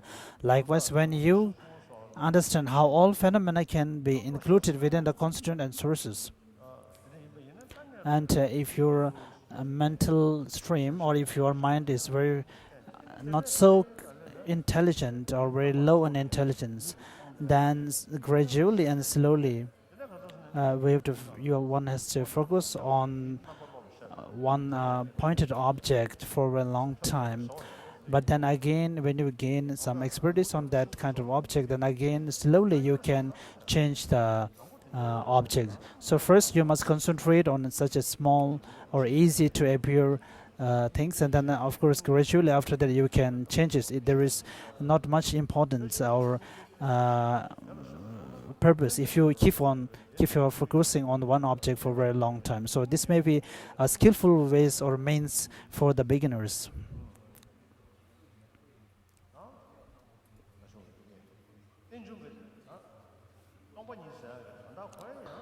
And again, the meaning of emptiness, and even the Tibetan word tongpanyi or the emptiness itself, has there are many areas where it can be explained. And Lama Tsongkhapa has also stated in the 3 principal paths that one must strive to understand the Tibetan arising, and also to the praise of Tibetan arising, that one who has seen the Tibetan arising and has preached and imparted the teaching to all the sentient beings. I prostrate to the one, and also the one who has seen the causes of all the sufferings as the ignorance. And in order to eradicate it, you have given the teaching. So therefore, there is a big reason, there is a great importance attached to it when Lama Tsongkhapa emphasized on saying that one needs to strive to understand the Tibetan origination, rather than saying one needs to strive to understand the no-selfness. And in Christians and other traditions, and there is no importance attached to considering the self or the soul is important, because it is created by God, and there's also a way to see that. So therefore, when it is said that one must strive to understand the dependent arising, and when we speak about the dependent origination, it shows that biological reasoning also, it shows that Lama Tsongkhapa is someone who really understands the meaning of the emptiness.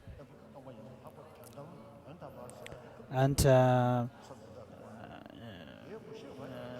it is important that sometimes the term emptiness or the ultimate, even though it comes many at times, but it has its own different areas where we have to mend it.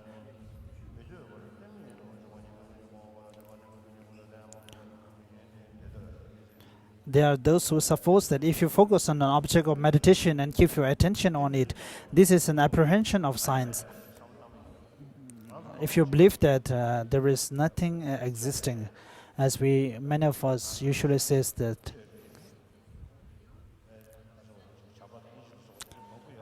when Buddhism speaks about a lot of compassion and love, but in reality, if you find that there is nothing existing, so we are nihilism or falling on one side. And this shows that they do not understand the reality meaning of what emptiness is, and without having the pure or the real understanding of pure emptiness, so they are falling on one extremes themselves. And all the phenomena's reality nature, which is by itself without the intrinsic nature of existing, is the reality of the things. If you have no consciousness at that time, then neither will you have a concentration that cultivates emptiness. On the other hand, if you have consciousness, then you are conscious of something, so you have to accept that there is an object of consciousness in terms of which consciousness is posited. If we have to differentiate between the subtlety of the consciousness, then we have to think about how far we can differentiate between the subtlety of the consciousness. And when we speak about cognized, it speaks about the object from which appears the thing, and we perceive it as it is.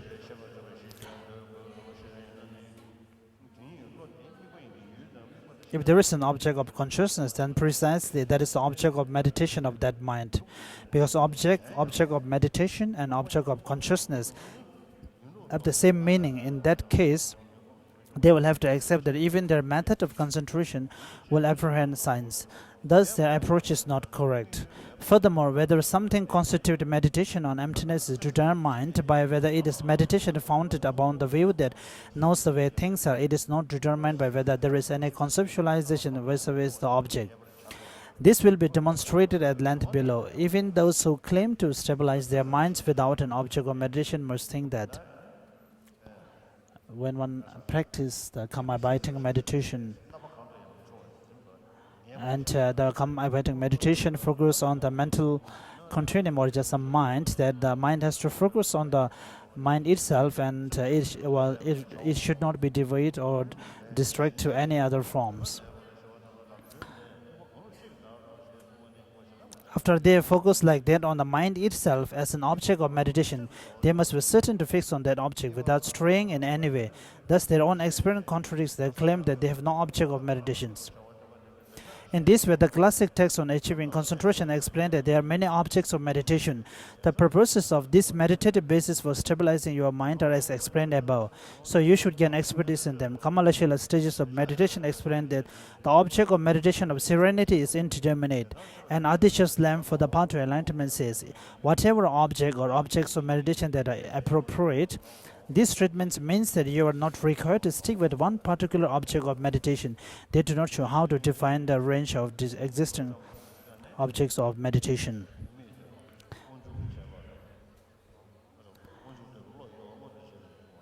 Here the term the cause, which is not existing by itself, it can be mean all the dependent origination based on the cause and effect, or dependent origination in relation to the self and the parts. Who should meditate on which objects? As there are various kinds of people, from those with a preponderance of attachment to those with a preponderance of discursiveness, Asanga Sarvaga level cites an answer to a question of Ravata. If attachment uniquely dominates the behavior of a monk yogi, a practitioner of yoga, then he focuses his mind on the object of meditation of ugliness. If hatred dominates his behavior, he meditates on love. If ignorance dominates his behavior, then he meditates on the dependent arising of this condition. If pride dominates his behavior, he focuses his mind on differentiation of the constituents. And if discursiveness uniquely dominates behavior, then he focuses his mind on awareness of exhalation and inhalation of the breath. In this way, he focuses his mind on an appropriate object of meditation. Asanga Sarvaga levels also state in this regard persons whose behavior is dominated by attachment, hatred, ignorance, pride, or discursiveness should for a while at the outset just purify those behaviors by contemplating objects of meditation for purifying behavior. After this, they will see the stability of their minds and they will ascertain only their objects of meditation. So they should definitely persevere at using the objects of meditation. Being dominated by desire or another of those 5 afflictions means that in a previous life you were fully involved in that affliction, became accustomed to it and expressed it frequently, so that now even if there is a minor object of desire or another of the 5, that affliction arises in a strong and long-lasting form. Balanced behavior means that you were not fully involved in desire and others in your previous life. You do not become accustomed to them and you do not express them frequently. Still, you have not recognized that they are false and you have not suppressed them. So, while desire and such are not predominant or of great duration, it is not as though they do not occur. Having slight affliction means that you were not fully involved and so on in desire or another of those 5 in your previous lives, and you do see their disadvantages, etc. Therefore, with respect to objects of desire and such that are measure, many, or instance, your desire and such arise slowly, while for moderate or moderate objects, these afflictions do not arise at all. Also, when desire or another of those 5 afflictions is predominant, you take a long time to realize.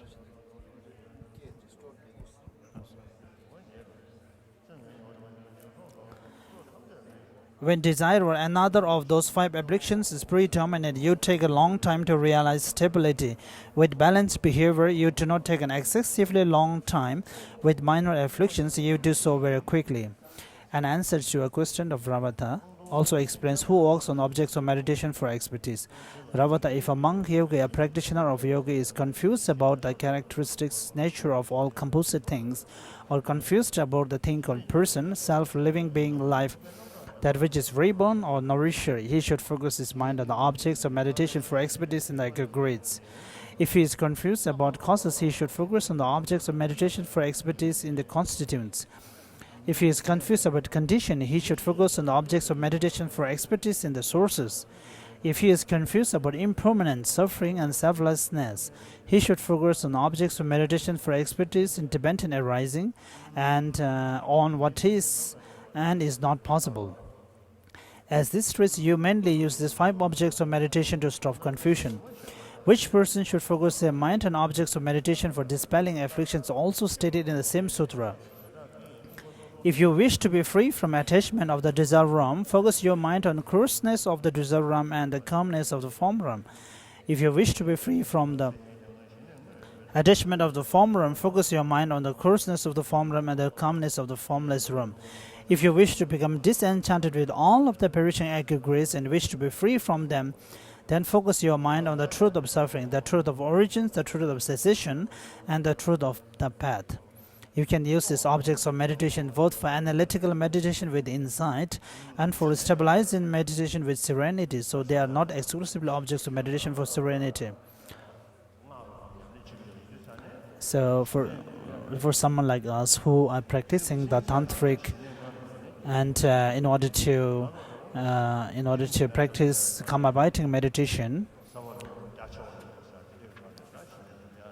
so the karma-biting meditation which aims at vast contact and also the emptiness, and all this has to be based on fundamental and based on all this fundamental and basis, and gradually generating the generation stages, and also at the completion stages one need to focus and contemplate more on the emptiness and the karma-abiding meditation both. Even though the karma-abiding meditation has the focal object may be variety and many in number, but one needs to keep on.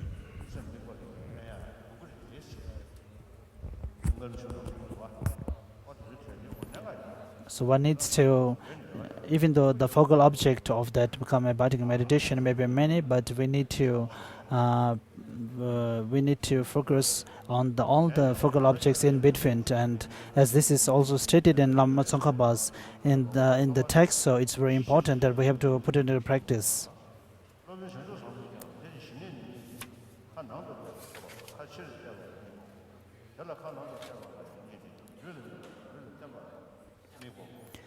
Page number 41, the last paragraph, synonyms of the object of meditation.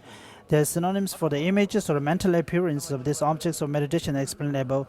These points upon which the attention is kept or meditative basis for concentration as stated in Asanga Sarvaka levels.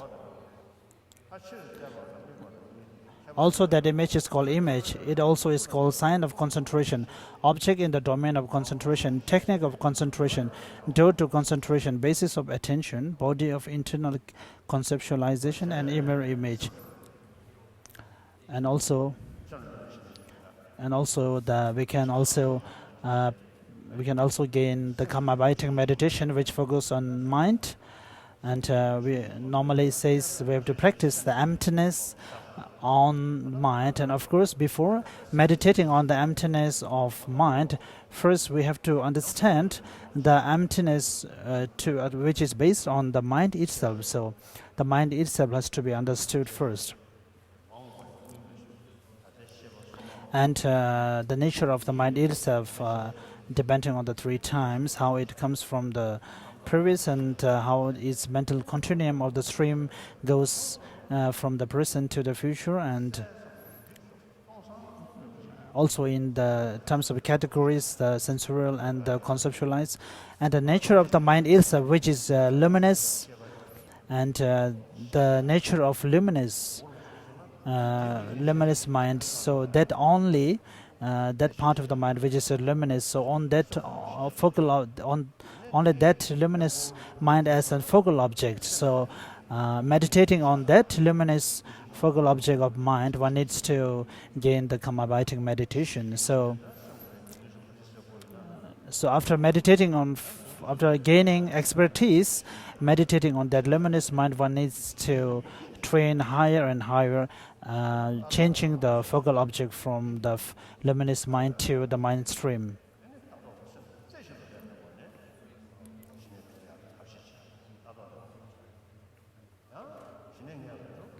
And there are also ways, first having understanding the view of the emptiness first, and then able to generate or develop the karma-abiding meditation at a later.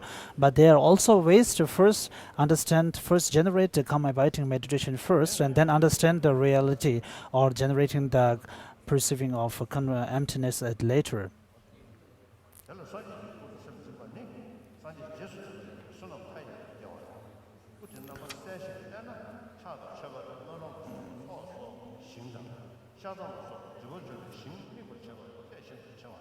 If you are a person of balanced behavior or the person with slight afflictions, then as explained before, make your meditative base whichever of the objects of meditation explained above most appeals to you. Alternately, Kamaleshala's middle and last stages of meditation follow the sutra on the concentration, which perceives the Buddha of the present face to face, and the King of Concentration Sutra in stating that you achieve concentration by focusing on the body of Tathagata. Also, the Master Body Bhadra explains a multitude. Here, serenity is twofold, that attained by looking inward, and that an object of meditation view outwardly. Of those looking inwards is twofold, focusing on the body and focusing on what is based on the body. Of those focusing on the body is threefold, focusing on the body itself in the aspect of deity, focusing on ugliness such as skeletons, and focusing on special insignia such as Kadvanga.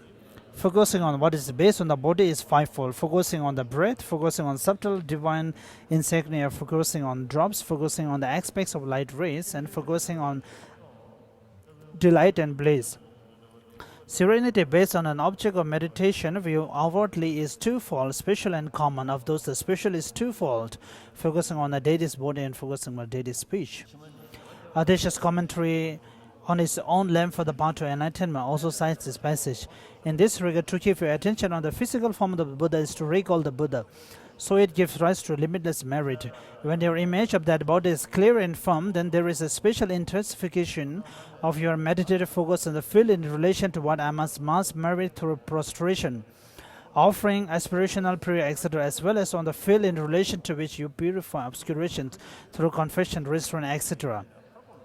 This kind of meditation serves many purposes, as stated earlier in the extract from the King of Concentration Sutra. It has advantages such as you are not losing your mindfulness of the Buddha as you die, and when you cultivate the mantra path, it heightens deity yoga, etc. The Sutra on the Concentration, which perceives the Buddha of the present face to face, gives a very clear and detailed treatment of these benefits as well as the method for directing your mind toward Buddha. Therefore, you should definitely come to know them from there. As Kamaleshila states in his last stages of meditation, fearing verbosity, I do not write of them here. Consequently, it is skill in means when you seek an object of meditation by which you achieve concentration and also fulfill along the way some other special purpose. How do you use something like the bodily form of Tathagata as an object of meditation? Kamaleshila's last stages of meditation states, in that regard, practitioners should first fix their attention on whatever they may have seen and whatever they may have heard about the bodily form of Tathagata and then achieve serenity. The bodily form of the Tathagata is a golden color like that of refined gold, adorned by signs and exemplary features, dwells with its retinue and affects the aim of living beings through various means. By continuously directing their mind toward a yogi's develop a wish for its good qualities and quality, laxity, excitement, and so forth, they should continue meditative stabilization for as long as they can see it clearly as though the Buddha was sitting in front of them. Page number 45. Arya Sura also clearly states this. Solidify your mind's reflection by being firm on one object of meditation. Letting it float to many objects leads to mind destroyed for afflictions. He says this in the section on achieving meditative stabilization. Also, Aditya's lamp for the path to enlightenment states, settle your mind in virtue on any single object of meditation.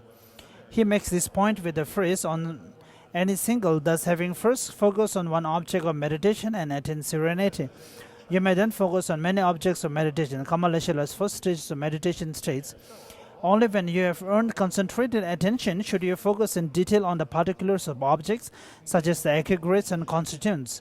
It is in light of the particulars of yogi's meditation on objects, such as 18 emptinesses, that the Buddha states in sutras, such as the Sutta unraveling the intended meaning, that there are many aspects of objects of meditation. Accordingly, the measure for having first round the object of meditation upon which you keep your attention is as follows. Visualize several times in sequence the head, 2 arms, rest of the trunk of the body, and 2 legs. After that, if when you bring your attention to body as a whole, you can raise before your mind just half of the gross components, and even without written clarity, you should be satisfied with just this and fix your attention upon it.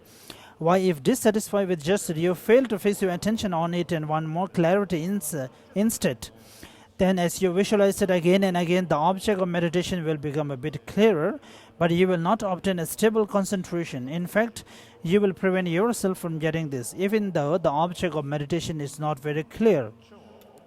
If you keep your attention on precisely this partial object of meditation, you will quickly obtain concentration. Since this then intensifies clarity, you will readily achieve clarity. This comes from the instructions of Ishida. It is of great importance. As it is utterly inappropriate to pursue such distortions, you must use only the original object of meditation, whatever it may be, as your object of meditation. Back to middle and Lamrim.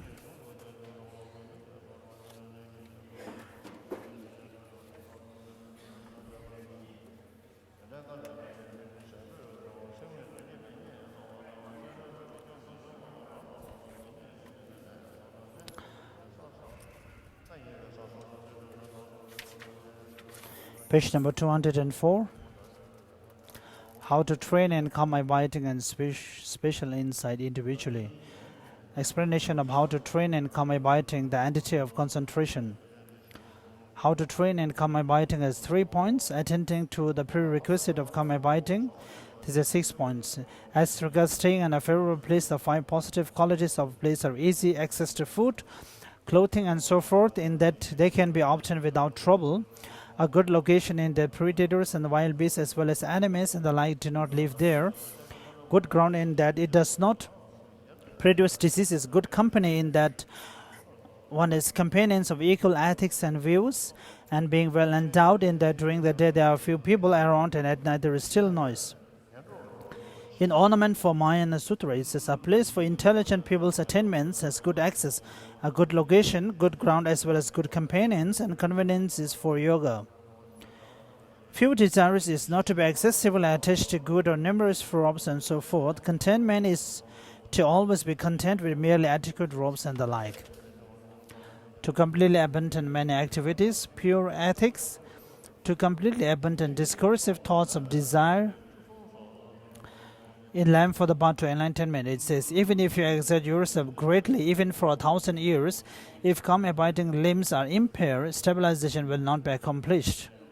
For those with a heartfelt wish to accomplish the meditative stabilization of calm abiding and spatial insight, it is therefore essential to put effort into the 13 prerequisites and like set forth in Sarvaka levels. How to cultivate calm abiding and dependence on the prerequisites. These are 2 points. The preparation, the actual practice.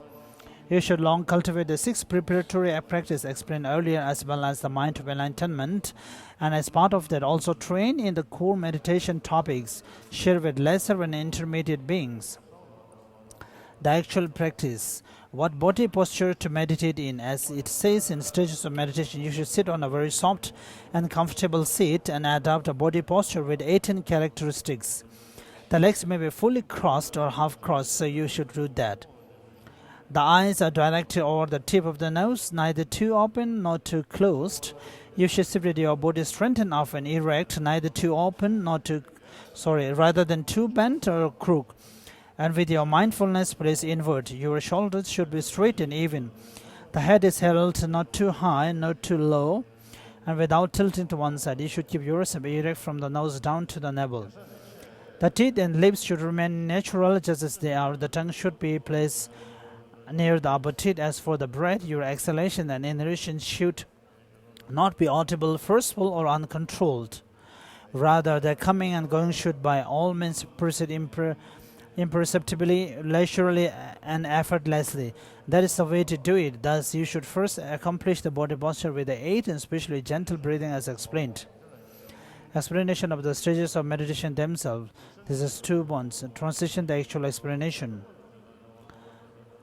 Transition and actual explanation. How to generate flawless meditative stabilization. This is 3 points. What to do before focusing the mind on the object. The need to rely on antidotes to laziness at the outset. Individual explanation of the 4 antidotes. The scriptural sources for this. How to reflect on the positive qualities of meditative stabilization. What to do while focusing the mind on the object. This is 2 points on page number 207. What to do while focusing the mind on the object has 2 points. Identifying the basis which the mind is placed on the object. General presentation of the objects has 2 points. Indication of the actual objects. Indication of what person should make what his object. Indication of the actual object has 2 points. As regards the 4 objects of 4 yogis taught by Bhagavan, the pervasive objects are 4 in number, the ones on which you place the mind without analyzing, and objects of analysis, which makes 2. The limits of phenomena, the mode and varieties, and the accomplishment of a purpose, achieving transformation through meditation by means of the previous 2 meditation methods that observe the meaning of the mode and the varieties. As regards objects for purifying one's conduct, there are 5 meditation objects that serve as antidote to one's predominant conduct in previous lives: attachment, hatred, delusion, pride, and discursive thought. Respectively, the repulsive, love, interdependence, divisions of the elements, as well as one's respiration. The objects for the skillful also 5 in number. Objects of skill with regard to aggregates, elements, sense fields, the dwellings of independence, as well as established and unestablished. The objects for purifying mental afflictions are 2, the peaceful and coarse states of the higher and lower levels, and the 16 aspects of the 4 truths, impermanence, and so forth.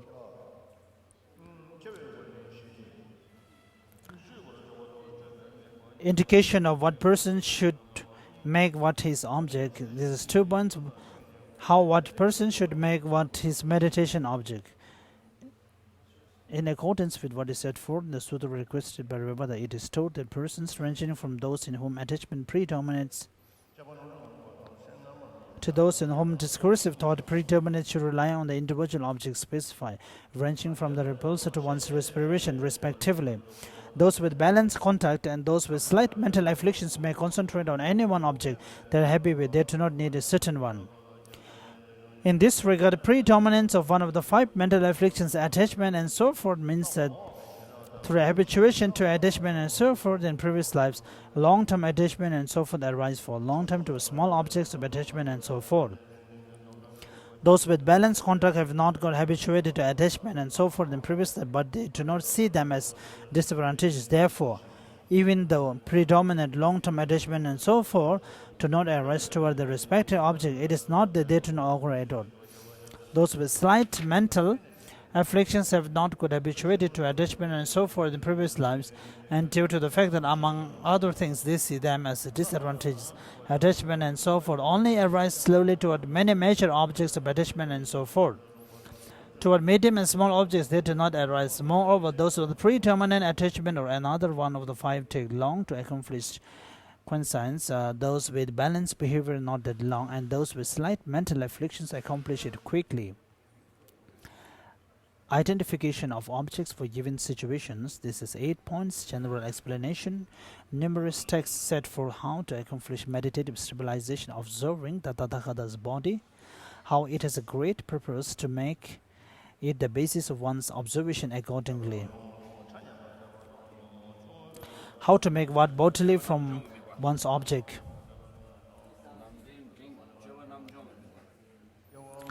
In the King of Meditative Stabilization Sutra, it says, when page number 209, in the King of Meditative Stabilization Sutra, it says, with his body just like the color of gold, the Lord of the world is excessively beautiful.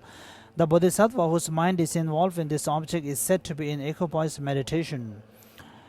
You should make something like that your basis of observation. Moreover, between the 2 types of visualization, one in which the object is freshly created by mind and one in which the object is naturally present, the latter has a great distinction of generating faith and accords with teachings shared among the vehicles. Therefore, you should proceed in the latter way.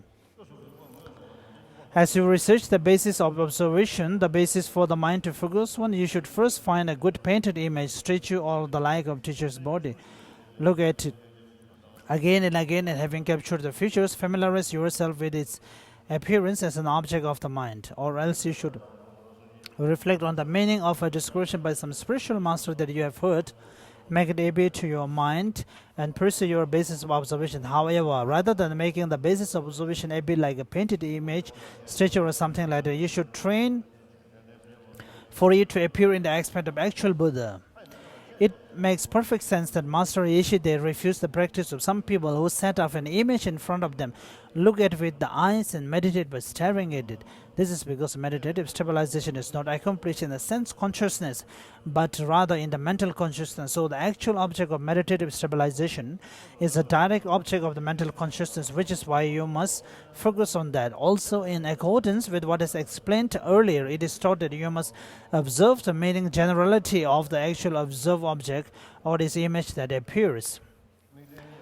Elsewhere, it says that although part of the image is detailed and part of it is rough, you should first observe the rough part, and afterwards, when your meditation on that is stabilized, observe the details. According to experience, the rough features appear very easily, so you should work on the basis of observation from the rough outline of its image. In particular, when you practice, as long as you have not accomplished fully qualified meditative stabilization, it is inappropriate to move between many different types of objects. This is because if you practice meditative stabilization while moving between many dissimilar objects, it will become a great obstacle to your accomplishment of calm abiding. Arya Sura says, by stabilizing on one object, stabilize the thoughts of the mind. By going through a lot of objects, the mind is disturbed by mental afflictions. And Lamb for the path to enlightenment also says it with determination on anyone, the object that is suitable, place the mind on something virtuous. That being so, the measure of first getting the basis of observation that the mind focuses on this. When you visualize the head, 2 arms, torso, and 2 legs successfully a couple of times and attend to the whole body at the end of that, then if you are able to see merely half the limbs and parts appear to the mind, you should be satisfied with that and focus on it, even if there is no brilliant clarity. That is because if you are not satisfied with that alone and do not focus on it, but rather want more clarity and repeatedly visualize, the object will become clearer. However, not only will you fail to acquire stable meditative stabilization, this will become an obstacle to its acquisition. But even though the object is not very clear, if you focus on just that mere partial object, you will acquire meditative stabilization quickly. Then due to its benefit for clarity, the clarity expected will also be accomplished easily. This appears in Master Ishi's advice and is essential.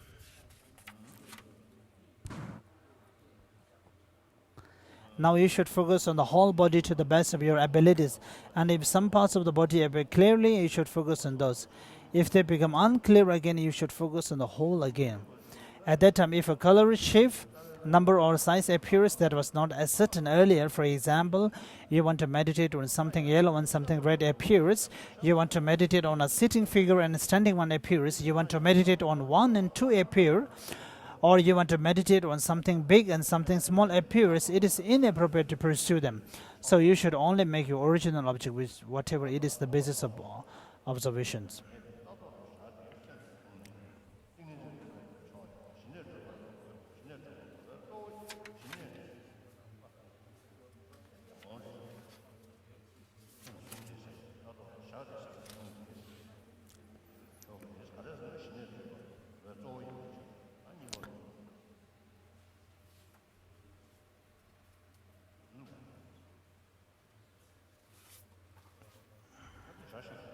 So today I will end here.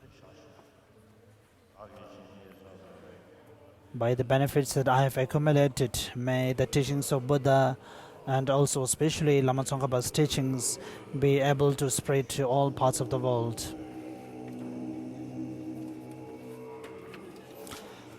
Mantle offering to thank the Master for giving us the holy teachings.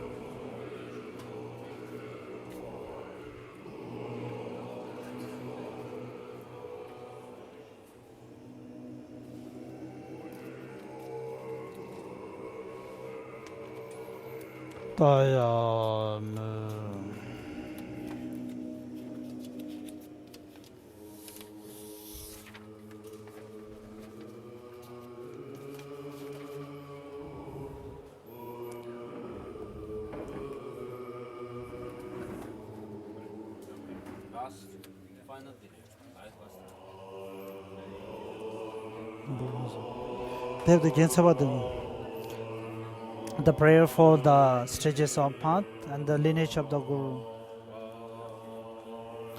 By accumulating through long effort the 2 collections as vast as the sky, may I become the chief of the conquerors, guide of all beings whose minds are blinded by ignorance.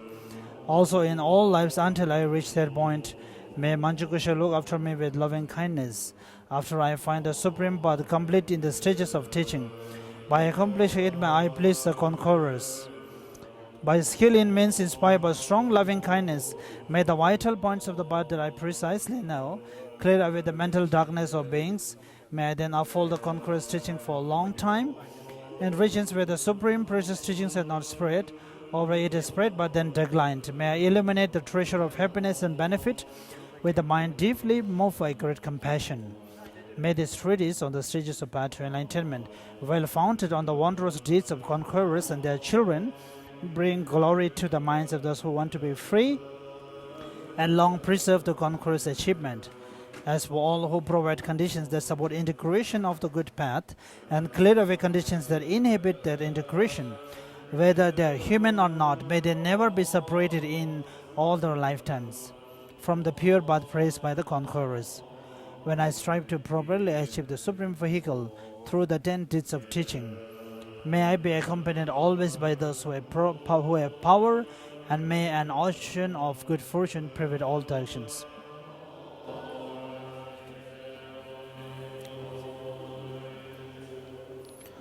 Lama Soe Jia Shi Do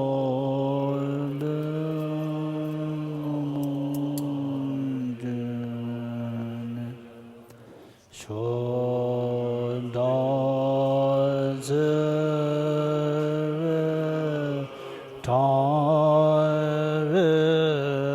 Da Ba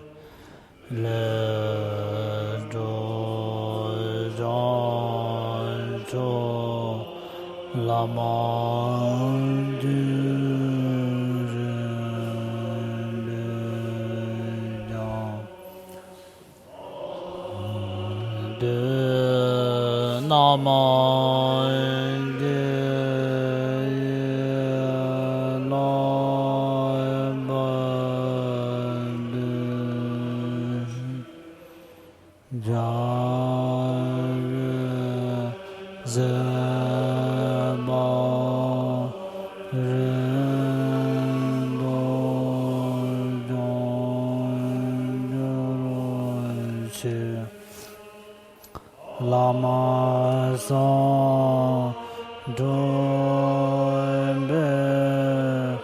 Dengen Doji Goindin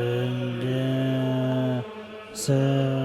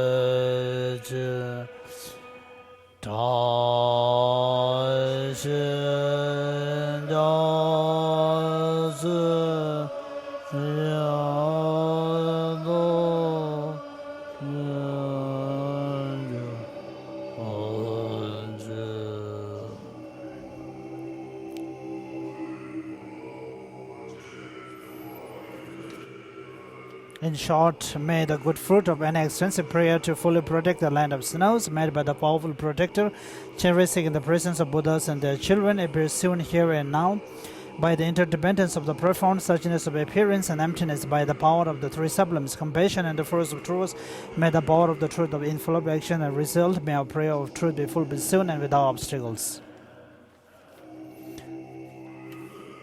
Please say all the prayer again, the prayer of the word of truth.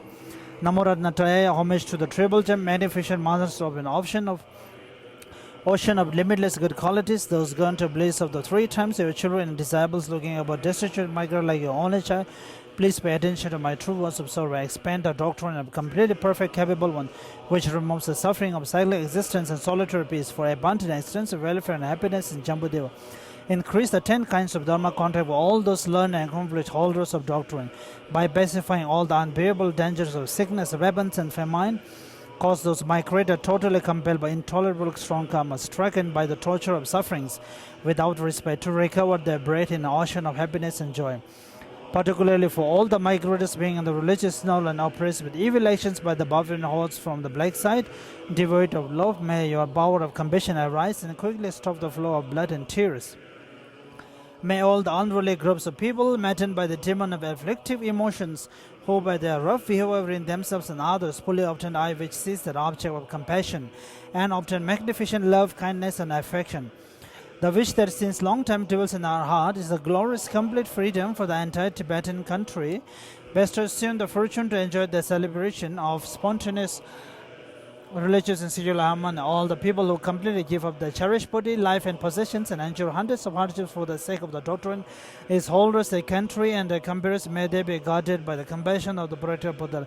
In short, may the good fruit of extensive prayer to fully protect the land of snows, may the powerful protector cherishing in the presence of Buddhas and their children, appear soon here and now. May our prayer of truth be fulfilled soon and without obstacles.